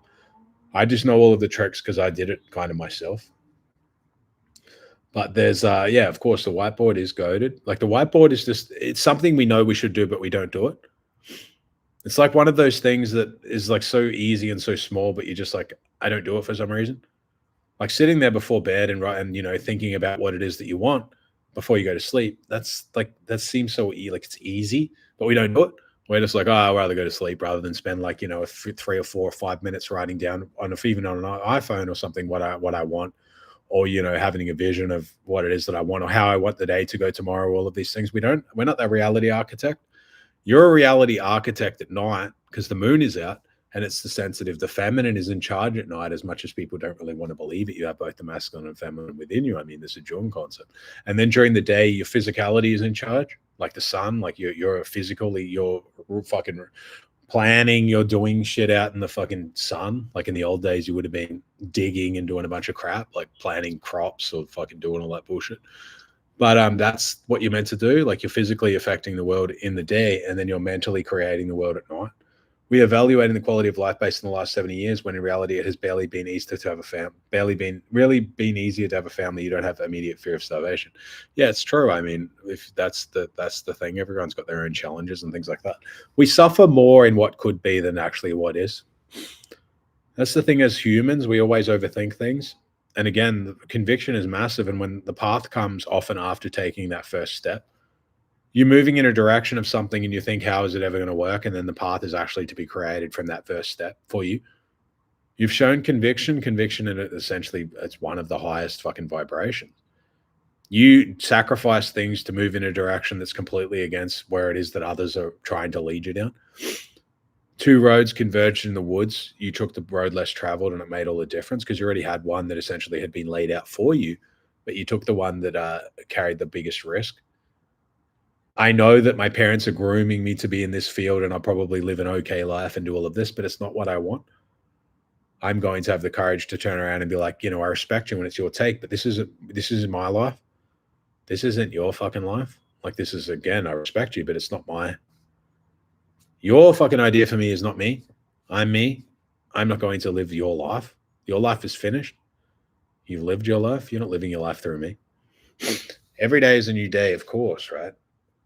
Every day is a day as you can be anyone that you want on every day. I'm building a business and each new step opens new steps, but I can't see the final path just going in a direction. Of course, sometimes you can't, right? Specifically, if you got to understand that it's often a life mission. How many paths I went down and I didn't realize that eventually I would be a multimillionaire in crypto talking on a fucking content. I never even used to talk in front of people. It used to make me feel insecure. If I was to sit up and talk in front of a room, I would be thinking about it for like 2 days before. And then I would get up there and not know what to say. I wouldn't be able to sleep. But then ironically, I would do no study. It's just the way of it. You got to know that, again, we move in a direction and the path will open up. Reality, again, reacts to you, but you have to move in a direction and show faith. You have to take the downside. This idea of like the red pill idea is I want to control women and all this crap. And it's all fear. Like all that stuff is fear-based. I want to control women, and if I, have more control of them, then essentially they can't leave me, and I don't care about them. And we take a photo, and I don't look at them, but I like them to stare at me, so it looks like they're desperate, and I'm the one that's too cool. All these games, like you're fucking 30 or 40-year-old men doing that crap. I want to like she stares at me, but like I just ignore her for stage content, and incels think that's funny for some reason. But if women did it to me, I'm unhappy. Like don't believe all of that crap. Again, it's this I've been hurt and I want to be given the option to essentially reject the girl. It's fantasy based. Like, well, that shit is dumb. Guys can do it if they're rich, but the woman's only there because you have money. If you're thinking, how do I degrade women, specifically publicly, it's going to be a big problem for you. The only women are going to put up with it, you're going to get a financial return. If our connection to God is better at night when the moon is up, which is the feminine? Why is a woman's connection to God through a man? It's a good question. I just believe that the veil is thinner at night. The feminine intuition is definitely within yourself as well. You have to read the anima. What is it? Anima and the other one, the Jung one. I believe the woman's connection to God does come through the man. But it's not for me to be determined. We'll have to see if it's actually the truth or not. What do you think of asking the universe for stuff when manifesting? Is it demonic? I don't believe that. I don't believe it's demonic to ask for things. It depends what it is that you're asking for. If you're asking for half of the world to be nuked, maybe that could be a problem. But it's not for me, again, not for me to determine. Maybe that's might not be demonic for you. Maybe you have problems and you want that to happen. It's not for me to determine. Your ideas can move against mine. Some gay dude might be like, I hope all straight people die tomorrow. And it's not for me to say his idea isn't true. Maybe he's had negative experiences from them his whole life. It's their life. I don't really give a fuck. It doesn't worry me. Advice or tips for dating Australian women specifically. Australian women can be some of the best women in the world, but often it's going to be some of them have a lot of that crappy programming pushed into their head. That like that idea of like being a bad bitch, or like, I'm wanted and I'm too cool for school. It's another idea, like, again, these ideas of I want to be wanted, but I don't want to want them as much as they want me. That's all a race to the bottom. He who cares less wins. I want a man, but I want him to care about me less than I care about him, so I have the upper hand. So we're constantly playing games with each other. That's all dumb. There's a race to the bottom because you play games, I play games, you play games, I play games, and then we're just sliding down to zero. That's it. Like, as soon as I feel games, I'm out. As soon as I feel someone's playing any games, or I check a girl and she's following like Wizard of Liz or femme dating empowerment, I'm out. I'm not playing any games. I don't want someone who's learning to, like, they're seeing how I am and then they're acting. I'm changing based on being around you because I'm trying to game you. Because then I'm just talking to a mirror, and it's very annoying when you talk to someone who, it's like talking to someone with borderline. And I don't say that they're bad or whatever, but they just mirror you. They're exactly what it is that they think that you want, but they're constantly reacting to you. They have no foundational quality of their personality, and that's problematic. Again, a woman exists. You're the glass. The glass is essentially a man. The woman is the liquid, because she's more like, women go with the flow more. The river is washing down and it goes down the path of least resistance. Predominantly women are like that. But man itself has the frame and essentially sets the pen, and then the women can exist inside it, and the gate is open, the door is open. She can leave at any time. You can't tell a woman that she can never leave you. Otherwise, you'll end up in big trouble, specifically in Australia and places like that. I would know. I've been to prison for domestic violence. I had my incident. I don't know if I have to get into that. But that's the saying. I mean, I know it enough, and that was certainly before a lot of the laws have been in place now. I would have probably been much worse. Thoughts on not wanting much of an online presence, social media presence, attention, or will it be a disadvantage in the future? I don't think. I mean, it's for you to determine. You don't need to be on Instagram if you don't want to be. And so it's whatever it is for you to determine. There's no advantage or disadvantage, because content creators also will have a disadvantage in that, again, like, your likeness can be replicated, and others can just, an AI can just do your shit without you. Edit your likeness just slightly, but then people will watch it instead of you, and you won't be able to keep up. It'll be able to produce endless content of you, and you won't be able to keep up with the schedule of an AI. It's not about controlling your emotions, it's about harnessing them to your full advantage. It's true. Your emotions are a cheat code. Like, your emotions are a cheat code. They give everything in more power and more energy, more of a punch. It's the truth of the matter. It's the truth of it. Emotions is not, see, guys have this extreme where if I'm emotional, it means that I'm crying. I'm only emotional and I'm sooking and I'm sulking and I'm out of control. It's not that. It's just it's nice to feel sometimes because we're moving into a funnel of you're dead inside. Like, don't you see it? A lot of relationships and things are just dopamine factories. I'm with someone who's toxic, or I'm with someone who makes me feel anything. I don't know the person that I'm with. I just like to go feeling we're fighting and then we fuck and then we don't know each other. And then I'm like trying to control a person and it's all dumb. Like all that shit is not really working. Maybe it's my personal view or manifestation that it makes it demonic, making yourself the creator in the manifestation process, thinking that things have given up, given to you from yourself. It's not that it's given to you from yourself because you're not the creator here. The universe is reacting into you because you have a piece of God in you. God left a piece in you. You best be determined of that. That's how you can communicate with him. But you're not God. You didn't create this experience for yourself. But in this experience, you are the most important person. You best know that. You're the most important person here. God loves you so much, he created a whole universe for you. You just don't know how to react to it, most people. It's quite, when you think about it, though, it's quite a heavy responsibility. You have a responsibility to everyone because if not you, who?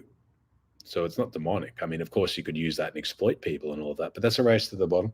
Karma as a balance concept will crush you. You're not Altman. You're not Peter Thiel. As soon as you start doing bad, you will get fucked. They exist as a temptation concept.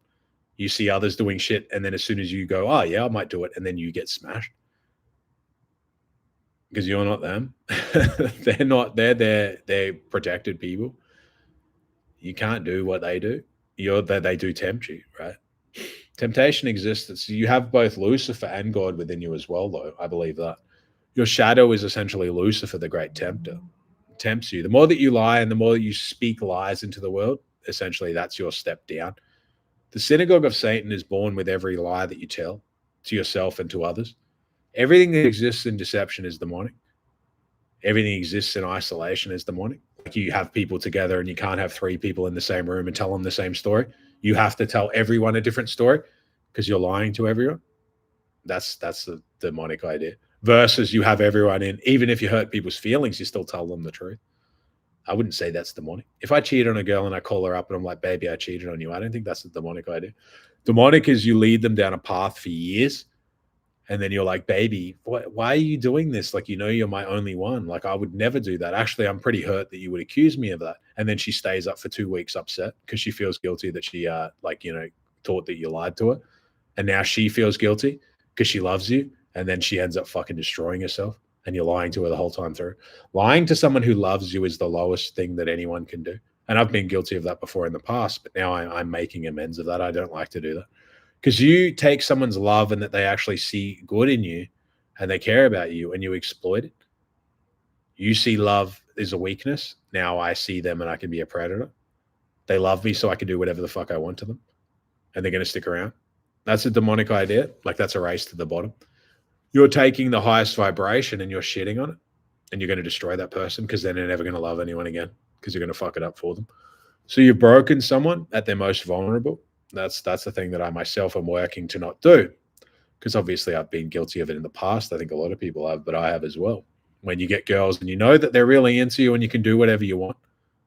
I'm not saying whatever you want, that you're beating them up and shit like that, but you know how far you can push it.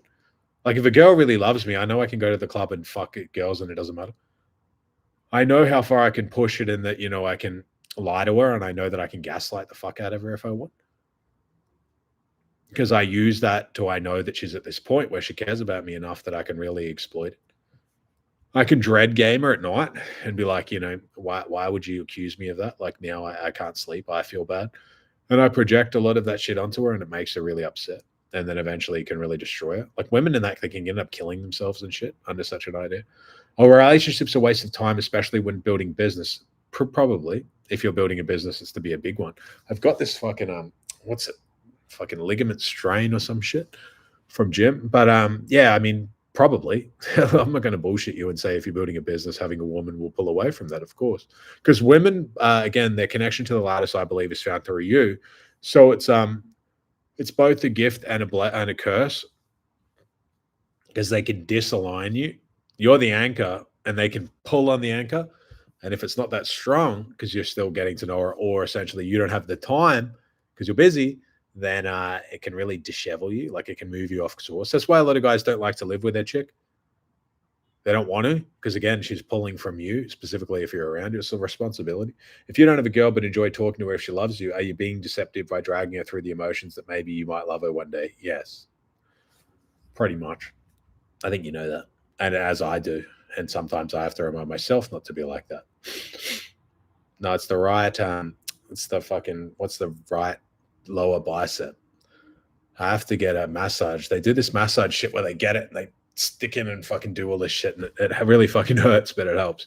But yes, it's true. I mean, if you have a girl and she loves you and you know that she loves you and you like to keep around to talk to her because you like to drain in that love and essentially it's a battery power for you, you're destroying her life. Like, it's true. I'm not saying that you're a bad person. It's to be determined by you, but you're ruining her life. You know that she's not over you and she's still like kind of into you and you're fucking her over. If you care about her, you'll pull away and let her move on. And that's, again, understand this idea. I had my ex that we were together and she had finished her pilot study. So she finished her study to do aviation. She has my name tattooed on her and all of this crap. And she does pretty much whatever. She's a cool girl. But she got one at the top of the class. And I realized that in that moment, I could have made her quit school all the time along. I could have said, drop out, do this, stay with me, do all this crap. But I realized that she wanted to, she took it serious and she studied hard and she was already halfway through it when I met her. And she finished one of the top of the class. So she did very well and I'm very proud of her. And then I realized in that moment when she graduated that she wanted to work. And she was only 23. So she wanted to work and she wanted to do all these things. And she could because she's done well. And I realized that I can't control a person. You can't control someone. You can't be selfish and be like, you have a dream, but your dream can die and you just live with me. It's just the way it is. And then eventually when you pull away from them and you do what is hard to do, you pull away from a girl that even if you care about her or she loves you or maybe you love her, but you don't drag her along. Like, you don't send her messages and be like, trying to drip feed her or drag her along or being toxic and be like, give me your Instagram and don't talk to any guys or don't go out or it's over. Like, you got to move on and you got to let the person move on and understand in moments where you do the right thing by someone, understand that they disappear. It might seem crazy, but they actually vanish. They disappear. You won't see them again. You won't hear from them again. It's over. It's finished. They were existed to teach you a lesson, and essentially you learned it. A lot of the lessons in life is about letting go. You're not in control here. You didn't create. You're not the creator. You're not in control. The more things that you are to try to control in this life, they actually will control you. Controlling things anchors you to a point where you can't progress. Everything that you control, again, as a mirror, also controls a part of you. You set all of these rules, but you're the one that has to enforce them. Some guys are like, I have my girl's Instagram, I have her location, I have all of these things. She can't go here, she can't wear this, she can't do this. They've also frozen you in time. You're trying to control, but then you're not getting the growth potential. You're not growing around those ideas. You're not confronting those issues within yourself. Why you're still fucking controlling. Oh, but I have reasons because, like, if my girl runs to the club and does this and that, well, then she's not for you. You're trying to control something that you will eventually lose anyway. You're just going to lose it in an inopportune time. It's a punch that you don't see coming that knocks you out. You have punches coming and you don't see them. You don't see how unhappy your girl is when you're doing that shit. She doesn't have anyone to talk to. You've controlled her external outside. She's wearing a very, very, very thick mask with you, and you don't know because you don't know her. There's no means of communication. If she was to communicate with you and tell you that she wants her access back to her stuff, it would drive the guy and he'd be like, oh, why? Like, you're trying to cheat on me or something. You're creating the very woman that you don't want. Love is dead in such an idea because you can't love someone that you control. As soon as you turn the control lever up, the love lever collapses. They don't exist. They exist opposite. Love cannot exist in a measure of control. Thoughts on eradicating limited beliefs. I mean, eradicating limited beliefs, you have to confront them. You do the idea between 12 and 4, and you come up and see what it is, the thoughts that come up. I've got a video to drop in Breaking Free. But essentially, your cognitive brain therapy is to be, you're a lighthouse in that moment, and something comes up between 12 and 4, and you pull on the thread, hit it with a light, and analyze why it's to come up. Some of these limiting beliefs that you have might be true. If you're a fat ass and you look in the mirror and you think that you're just going to say 10 I love yous and everything's okay and that's okay, it's not true. Your subconscious knows that you're a wreck. and it's still something that you can work on, but you have to work on it. You can't lie. Like, you can't lie to yourself and say that you can't be looking like fucking Toad and be like, I'm a handsome man, everyone else is wrong. Because self-deception is very low vibration. What is love? Love is selfless. It exists outside of time and space. It's just a fucking love is a connection. You can't control who you love, and you can't control when it ends. You can't control having a soul tie to someone. You can't control fucking be loving someone that might not be good for you. It's just the nature of it. Love is different. Love is the thing that most guys fear because they know that if they love and lose, it will break them. Loving doesn't exist with control. There's no logically, oh, I do this, and then it's safe to love her and she can love me. That doesn't exist. You can love someone that you've met twice. You can not love someone you've met 200 times. It's the truth of it. It's just love itself is, again, the highest vibration. It's what we're here for. Love, you'll never know until you have your own kids. Loving your own kid is different to anything that you could ever imagine. If you don't have them, you'll never understand. It's the truth. Loving a parent is nothing like loving a kid. Loving family is completely different. Completely different to choose to have someone and essentially they're from you. They're completely relying on you. Everything you do, like a choose your own adventure, is actually imprinting them in real time. Every failure or fuck up that you make with them imprints them in a way that you can visibly see it quickly. All your shortcomings that you have, you will realize in them. You'll see it within your own kids. I have my daughter, and I can see parts of myself that I struggled with coming out with her. Love is with your kid is you have a piece of your heart that exists outside of your body, and you want to protect it, but you can't, because then you realize that the more that you protect someone, the more that you actually hurt them, because they're to be hurt anyway. And you wish that you could save them for, like, I don't know, pretty flower and I love the rose so much I never picked it. But you can't protect them from everything. You can't, nor should you want to, because again, all of the protection that you do actually cripples them, because the reality is not like that. They're not special, unfortunately. They're special to you. My daughter's very special to me, but she's not to be special to you. She doesn't have to be. You don't have any rely, like she can be nothing to you, and that's fine.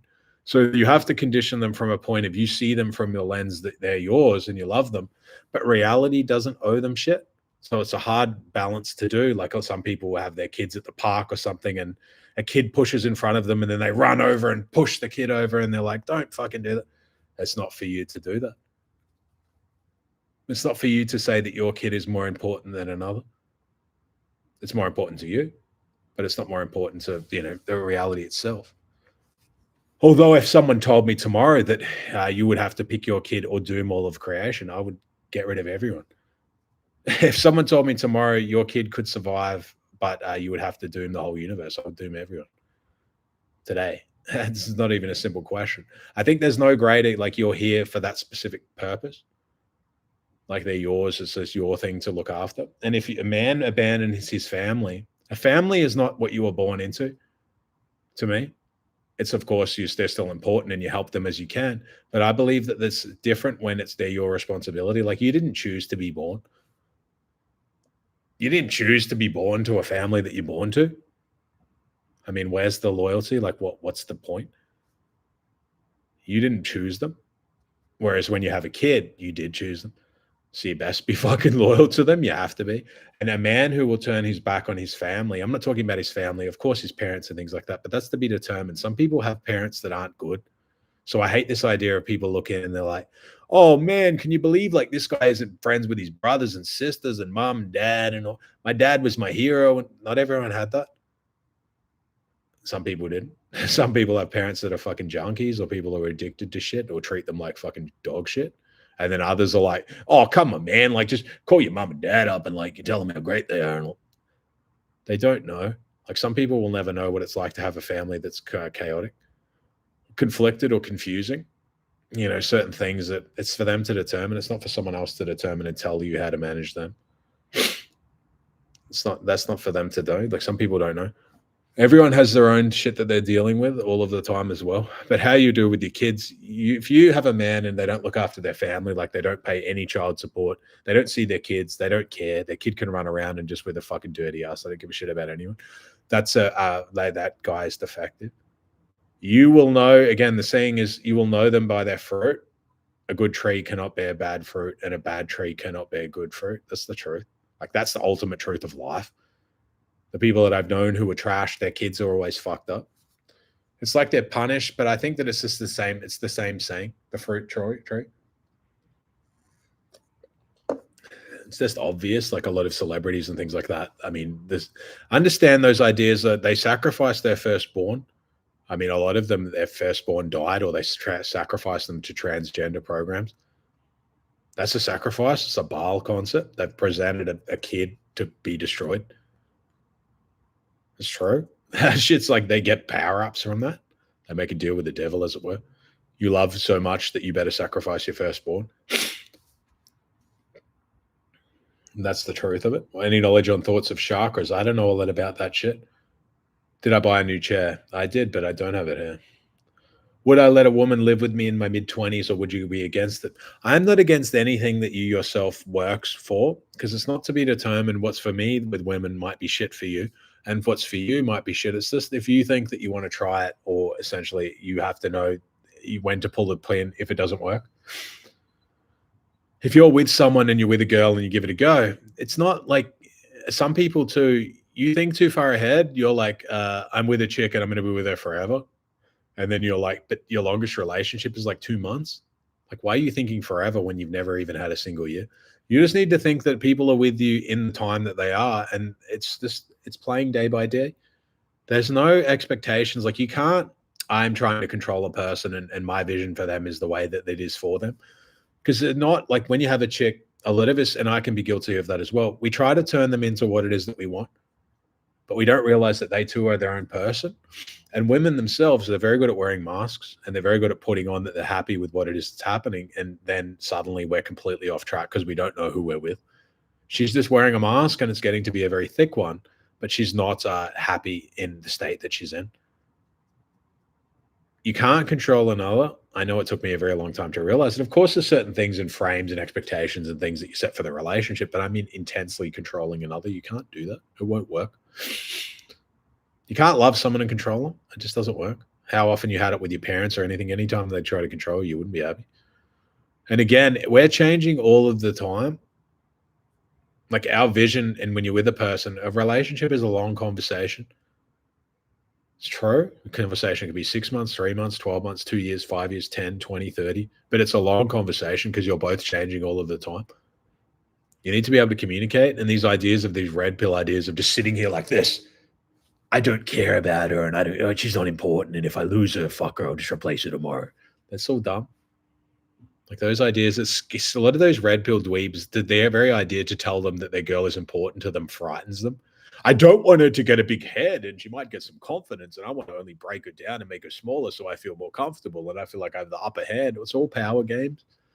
Do you think people don't know that those are insecurity based and they're unsustainable? You can manage that stuff in the turd world. Like, I don't know, you're running around some fucking shithole and the girl just wants a fucking large Big Mac meal. And then you're to run around and be like, I run all of these games because she can't leave. Maybe. But in the first world, they have a lot of rights. Women in Australia and places like that, you might be a millionaire, but there's still chicks that will dump you just to be with a guy who is fun and doesn't try to fucking suppress her entirely. Life is not that bad. They don't need to be with people who have money. And then other places, I mean, if you're running around certain countries, I don't know, maybe fucking Thailand or something like that, you can have probably 20 girlfriends because his quality of life might be worse there, that they have to do what they have to do. But you would know that she's wearing a mask. She's just there because it's the option that she had to get. And deep down, people probably know that that's true. I'm in a city where people fuck for like a bowl of noodles. It's not hard. Like that's the idea. But with freedom changes everything. Some guys want to go back to the caves and be like, women shouldn't have the right to go to study and they shouldn't have a right to go to school and they shouldn't do this and they shouldn't do that and they shouldn't do this. They should walk around with one eye open and all. Women are not property. Like, I don't know who thinks that they are these days. Like, some people think that women are some like collectible, like some NFT that they just bought. They forget that they're a person. They're not like, women don't exist on your keychain and you just run around and you're like, they're just some fucking object that I just put away from time to time. Not if you want to have kids with them. I mean, it's fine to fuck around and be like, do whatever. I've done it many times. Like you're around and you just want to have fun, and that's fine. It's for no one to say. But if you want to have kids with this girl, you're running into problems now. Like you're going to have a son and he's going to see his mother be treated disrespectfully. What's his vision of women going to be? And then you just have a daughter and she sees her mum being treated disrespectfully. What's her vision of herself going to be? She's not going to like herself much. So those ideas and things fall apart when you actually have kids. And your wife or fucking girl or whatever is crying in front of your daughter, you're going to have a very defective relationship. It's going to be a problem for you. Your kid's going to be fucked up as she gets older. She's going to have a lot of anxiety and a lot of problems and probably end up hating her dad. And that's it. Like, again, a lot of those ideas with women now also, if women hate you, like if you have I don't know, you get a girl and you get her pregnant and then the mum ends up hating you for whatever reason, your daughter's going to rebel against you.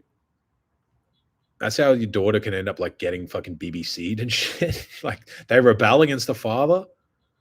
The dad is this image and now I'm rebelling against him. I'm going to destroy his genetic legacy and actually move completely out of it. That's how it begins.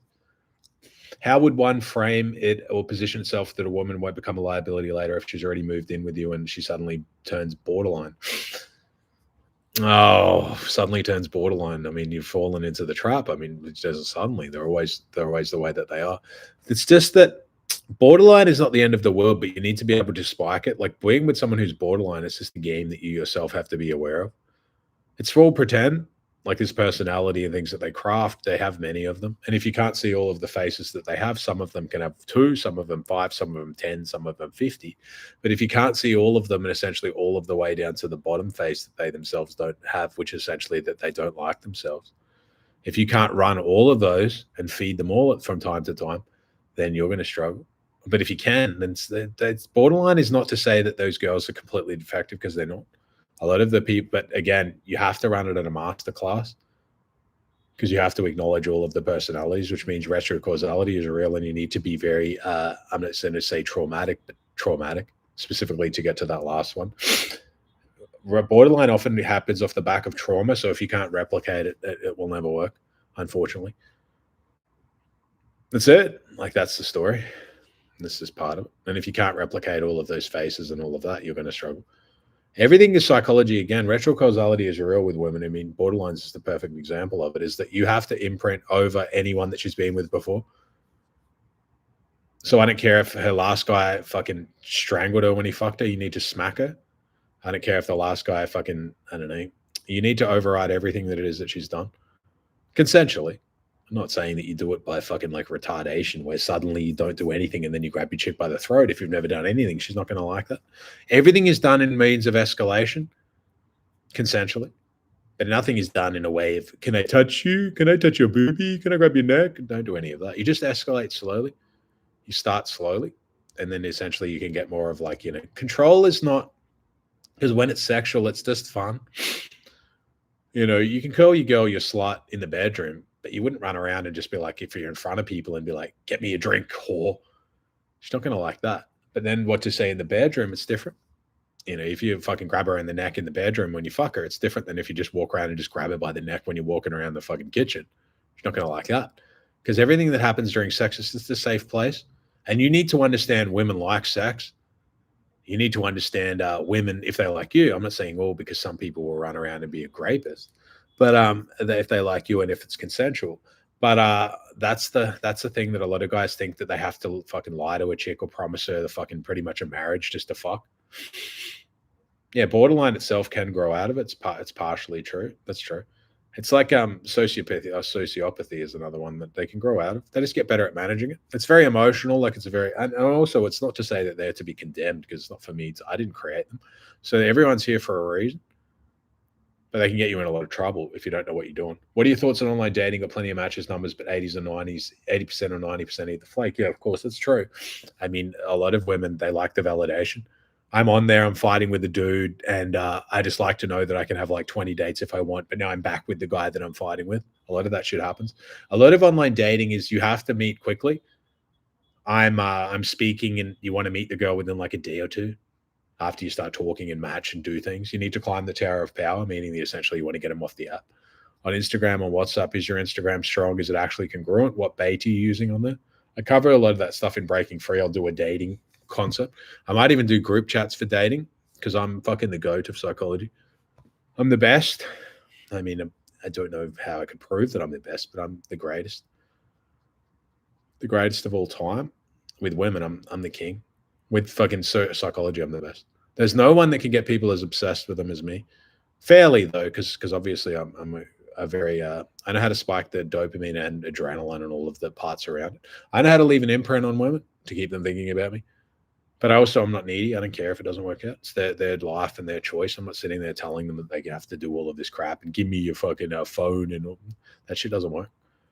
Of course, sometimes with a chick, I'll be like, "Can you show me your phone?" If she's sitting there fucking around, but just taking the phone is enough. If someone unlocks their phone and gives it to you, they have nothing to hide. But if someone would run off to the toilet, then I would just dump them. And I wouldn't do that very often, maybe every 6 months or something if I decided that I wanted to do it. Any more questions, guys?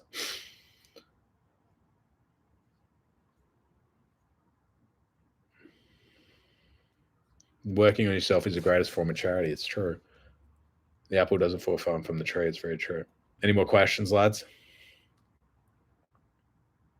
I realize Jesus Christ is the only light in this broken world. It's very true. To me, I believe that's true. Whether it's to be determined for you is fine.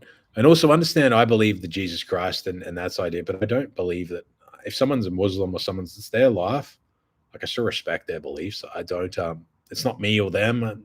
I just have the idea that I'm going towards and they have their idea that they're going towards. And I don't think that theirs is bad or that mine's wrong. It's their choice.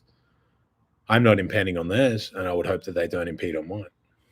My father doesn't accept my life decisions like building a biz, investing in crypto. I can tell he doesn't want me to succeed, do better than him. That can happen with fathers. Specifically, sociopathy is one of it. There's some dads out there that don't want you to win. There's some dads out there that will derail you and push you in a direction that's actually detrimental to your future. There's some dads that see you and they look in and they know that where the errors that they made and you shining makes them feel smaller. I always used to wonder when I was to have a son if I would be like that. You know, if essentially you see your kid and something about them might trigger you when you have a son. But then I realized that as I gotten older, I don't believe that to be the case. But obviously, no one really knows that until they themselves have it. I would think that when I had my daughter, I would be like, I don't know how I would handle it with my ex because I like a lot of attention.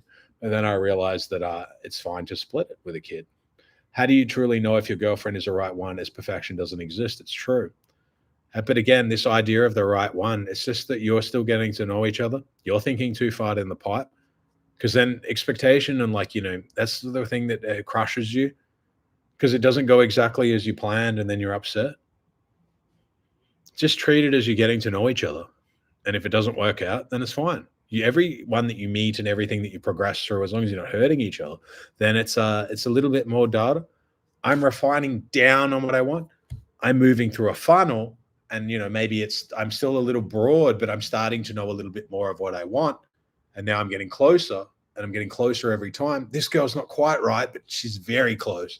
And then suddenly you're like, boom, that's the one that I wanted. But I wouldn't have been able to be with this one if I wasn't with the ones before it that kind of taught me what it is that I want and what it is that I don't want. Because we all want different things. But also some of us can be fucking superficial, which is what I can also be. And I can fetishize women too much. That you think, I want a girl that looks like this and I want to do this and I want her to be like this. And you forget that you lose the qualities that are actually the foundational qualities that are most important. I want her to have the morals that align with me. Does she have a vision that she wants to, similar to mine? What does she, does she want a long-term relationship? What does she think about that she wants? Does she want to have kids? These ideas are more important than does she have big titties? Will she get my name tattooed on her forehead? Like these ideas, you have to do the shit that matters more. How'd you get so good at predicting the future? You said when you were just starting that you made mistakes and lost money. Yes, it's true. I mean, I just have conviction. I believe I manifest the universe because it all starts internal. So if I believe something strong enough, it generally plays out. And that's pretty much it, lads. So yeah, Breaking Free will launch likely tomorrow, but at least in the next 48 hours. So it's just going to be a smaller group, cheaper, and essentially it's just Breaking Free by 2030. So it teaches you all of the stuff, the inner work, the fucking dating, the crypto, the money at an adequate level to be able to learn, because a lot of those stuff is inner work. What is the psychology behind women seeking validation from guys they have no interest in? As a dude, taught well, I mean, everyone likes to feel like they're desired. If I'm to make you feel insecure because I don't know, I'm ignoring your text and I'm the one that you want, and then you're like, fuck, the man that I want's ignoring me, then I'm going to jump on Tinder and get a bunch of cheap thrills that makes me still feel like I'm important, but I don't really want anything, right? That's kind of how it works for people. I can do that as well.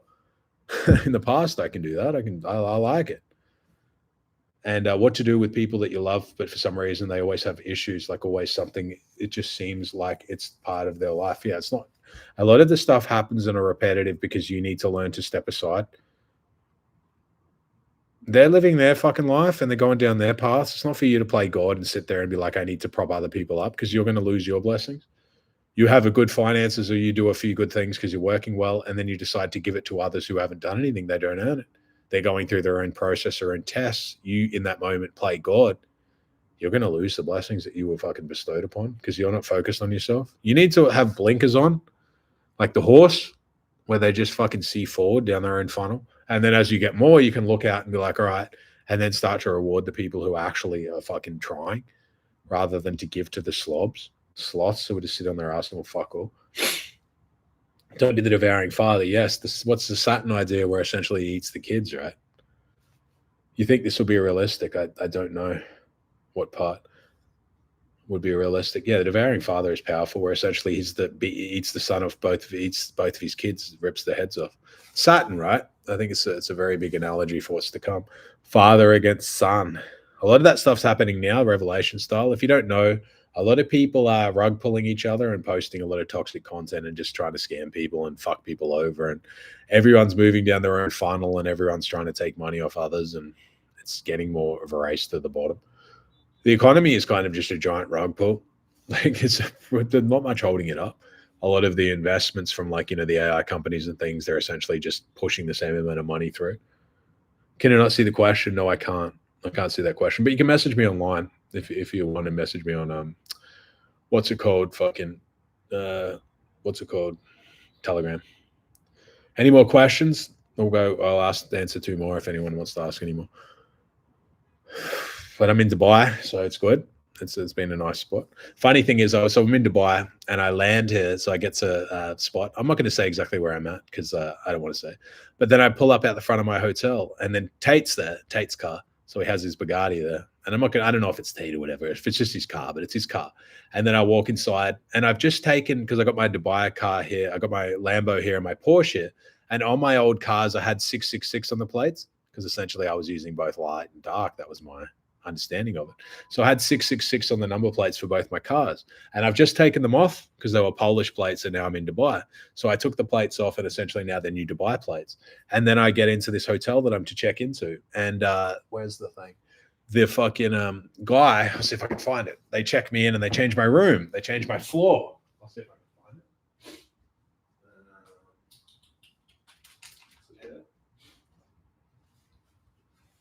I don't know if it's here. I'll try and find it. No, I don't know where it is. Yeah, but I can't find it. But they changed my room. So they changed my room to essentially a new room. And I get put on the 6th floor. And I just took the plates off my car. And they give me my key, and they change my room to 666. So that's my room to be. But obviously the one that I'm in. So I took the 666 off my car. And then the same day I got given 666 for my room that I'm to be in, which is interesting because I wouldn't even think such a number exists in this hotel, but it exists and they gave it to me. So it's interesting. But again, that's the retro causality concept. Oh, not retro causality, a synchronicity concept. Anything that, again, these are signs and symptoms in my belief, is that it's signs that you're moving in the right direction. Yeah, the chocolate guy fucked me and he had 20 pounds and he's not going to get it. But of course, I'm buzzing him as soon as this video finishes. He brings the chocolate around and I always pay him off. He's a hustler. But yeah, how to stay sane and not overwhelmed with the pace of change happening. Don't be overwhelmed. But also don't worry that things are changing, because this change can come opportunity. I'm not to say that there won't be opportunities for some people who stay frosty. Don't lose your composure. But don't also be like, don't be afraid of what's to come. Just because it's to be different, it could be some people actually have better and some don't, and some do. And accept the world as it is. Don't you can't have the kid glasses on anymore. You can exist as a UBI surf if you want with kid glasses and sit at home and all of that, but at least know that you're a surf and that's okay. What do you think about the worldview of life as a purely value exchange, viewing all human relationship for the last? Well, no, I don't believe that that's true. I think value exchange is another thing that we can fall into where essentially we dehumanize ourselves. Everyone I only talk to if they have something to offer me. I'm always got to get more than someone else for some reason. I give you $10, but I need to take 20. I'm with a chick and I'm only going to give her a little bit because I need more all the time. Everyone has like it's the scales and it's always needs to benefit me more than another. Those are games, and I don't play by that. I'm very generous, which has fucked me over much in the past. I mean, I'm the one that gets fucked over mostly in such an idea, but I don't change. I'll never see people like even in my groups and things like that. I don't think every second how I can shake them down. I run courses in there for free. I fucking do as much as I can to try and give value back. I don't sit there and think, how do I, if I run events in the group, every event that I've ever run, I've never charged anyone. I just pay fucking the dinners and shit. I don't ask for money back. Some of the dinners are like $1,000 or something. I don't sit there and think, how am I going to get cash back? I don't think every second how I'm going to, I need to get here. I got to win. Someone has to lose and it's not going to be me. I don't think like that. And obviously that's fucked me over before. I'd probably be multiples more rich if I didn't think like that. But it's part of what keeps you who you are. Like everyone doesn't exist to be a utility for you. No one's just like everyone's not here as a stepping stone. Like, oh, I'm going to climb up, but the only way I can get ahead is to step on a friend or a brother's head and crush him down so that I get a little bit higher. I want to get closer to the light, which means that I have to squash others down into the darkness for me myself to get ahead. I don't believe that. I don't abide by that rules. Doesn't work for me. I'd rather, honestly, like I would rather lose myself than squash other people down. I've lost many times. I've sat in prison for years. I know what it's like to be in the gutter. Like it's for me, it's to go broke is not that's not the end of the world. I've been broke most of my life. So that stuff doesn't really bother me as much as it probably would others. I'm from broke. I've been in prison for years. So that shit doesn't worry me as much. But yeah, so that's the idea. All right, lads. And yeah, till next time. I'll do breaking free. So keep an eye out for that. And yeah, so TCM and SRB crypto as always, if you guys want to be in there. Crypto market shit currently, but I would believe as quantitative tightening wraps up December 1, and then we move into quantitative easing, it'll get better. But again, it doesn't, I don't decide if the market goes up tomorrow, though my predictions have been very accurate. I remember I say 130, 140K end of year for Bitcoin and 6 to 8K, maybe 5 to 6 for Ethereum. A friend that gatekeeps knowledge that might help you is selfish or is not a friend at all. Yes, absolutely not. Anyone gatekeeping you, do you know how many people have gatekept me? Now that we jump on that topic, heaps of people have fucked me over. Heaps of people have, they gatekeep me off a lot of podcasts. I did a podcast with Jack Hopkins, but he's one of the ones that's very solid. Others, can gatekeep you. Like the podcast scene itself it can be very gatekept. You're a competitor to me, therefore I don't have you on there. You might have an idea that's different to mine, therefore I won't have you on there. So those ideas are truly bad. People will gatekeep you. Others will like follow you around or want to be close to you to censor you. Like I want to be close to you so that I still know what it is to say and I know what you're up to, but then I can damage you. I can meet people that know you and I can be around and I can tell them you go to the bathroom and then I tell people that you're a cokehead or other shit like that. That happens to me. Please don't tell Steven because like he'll fuck me up. But yeah, you got to be careful because he does coke and shit like that. And then to my face, they're like, my fucking brother, my man is the best. I get that a lot. That's why I fucked off a lot of people in Poland. A lot of people in Poland, that was constantly happening to me. A lot of people that are like, like backstabby. I don't mind being stabbed in the front. I never do. I don't care. If someone stabs me in the front with the truth, it never hurts. If someone comes up to me and they're like, Steven, don't you think you're pretty aggressive or like, we shouldn't do so much coke in the past or why are you drinking? Why are you doing this? I don't care. Someone comes up to me and like, Steven, couldn't you be a better dad? Like you're a pretty average dad. You're not seeing your daughter enough. I'll be like, yeah, it's true. I mean, I could be a lot better and I probably should be. Truth can never hurt me. But when you're not there and then they say it just to damage reputation, it's different. Because then to your face, they say how much they love you, and then you disappear, and then they try to fuck you over. They only do it not to help you. They only do it to hurt you, to hurt your reputation. To your face, they don't care because they don't really care about you. But behind your back, they use the knowledge and things that they learn to try to damage your reputation and other people's perception of you. Sowing the seeds of discontent, all of those things are very, very poisonous. That's why you have to be careful who's around you. Because then you hang out with a person who's talking shit about you, and you reiterate that that person must be your insider. So they must know you quite well. So when they are talking shit about you, it has more venom. And you don't know. They only want to stay around you so that they themselves can be in the loop, so they can sabotage you. A ship doesn't sink because of the water outside it. A ship sinks because the water itself actually gets in it. It's the ones that are in your inner circle that you have to be very careful of. You don't have to. If someone betrays you, betrayal can only ever come from a friend. Betrayal can't come from an enemy. It can't come from a random because they had no loyalty to you. If you meet a person on the street and they punch you in the face, it's not betrayal because they don't know you. But then if you're to be with a friend and he punches you in the back of the head, that's betrayal because, again, that's one of the lowest vibrations. That's a Judas. Judas is essentially what is it? Which one is it? Not Balrog. It's one of them where they invite the guests and then the host kills them. And it's a famous story. And he's to be sitting with Judas in essentially Satan's mouth. It's the same thing. You're a host, and then you invite a guest, and they're a guest in your house. You've promised them safety. You invite a person into your house, and then you stab them in the back. That's cowardly because you brought them into your area under like a veil of like a truce that we're all to have from meal together, and we're all friends, and then you poison them or stab them in the back. That's the lowest form. Like that's treasonous. That's very low. They'll be your guest and you fuck them over. Men don't do that. The same thing as if you're a man and you have a guest in your house. If I'm a guest in someone's house, even if I don't like them, I'll never beat them up in their own house. Even if they're a cunt to me, I'll just leave because it's their spot. Like I'm a guest there. It's not for me to come in and then shit the place up. I'm a guest. I'm a man. So when I'm a man in someone else's house, who's also a man, I don't shit in their place. Even if I could because they're pussies, then I know that I could just do whatever the fuck I want. I still clean up after myself. I still have respect for the host. I don't leave glasses and shit lying around and just like, I'm just going to have a cigarette and flick it on the roof. And I don't do that stuff because I know I don't like it when others do it to me. And I keep myself to a standard where if others are to do it mine, because I don't do it at theirs, then I can be like, this is unacceptable. You can't have a standard for others that you yourself don't keep. You can't have a standard for your woman that you yourself don't keep. I'm getting publicly humiliated by DMing 100 girls and, liking a bunch of photos and a bunch of shit. But, she needs a private Instagram and she can't do anything. Public humiliation is the worst thing for women.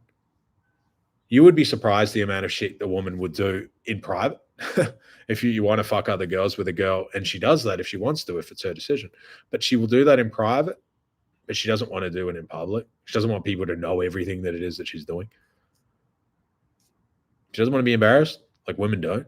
It's a different thing than, all right, I fucked another girl versus I brought a girl to a date with all my friends and then everyone saw her and everyone's hanging out with her and everyone knows that you're getting cheated on and now we're all laughing at you. Women don't like that at all. Versus the opposite, which would have been you just fucked someone. That's much more forgivable. But the other they don't like. All right, lads. So till next time. So remember TCM. Anyone wants to join and join the newsletter because newsletter will go out on the 1st. It's like 700 names on it. The last one was good, and see how it goes and if it holds up. All right, look after yourselves. And remember, don't let this shit get you down. Like, for real. What will be, will be. The future's not ours to see. Hey, Sarah, Sarah. So don't panic. Like, there's nothing here, again, that we're all going through the same shit. I might be higher on the shit pile than you, but trust me when I say I'm still in the same shit pile. Until next time, guys.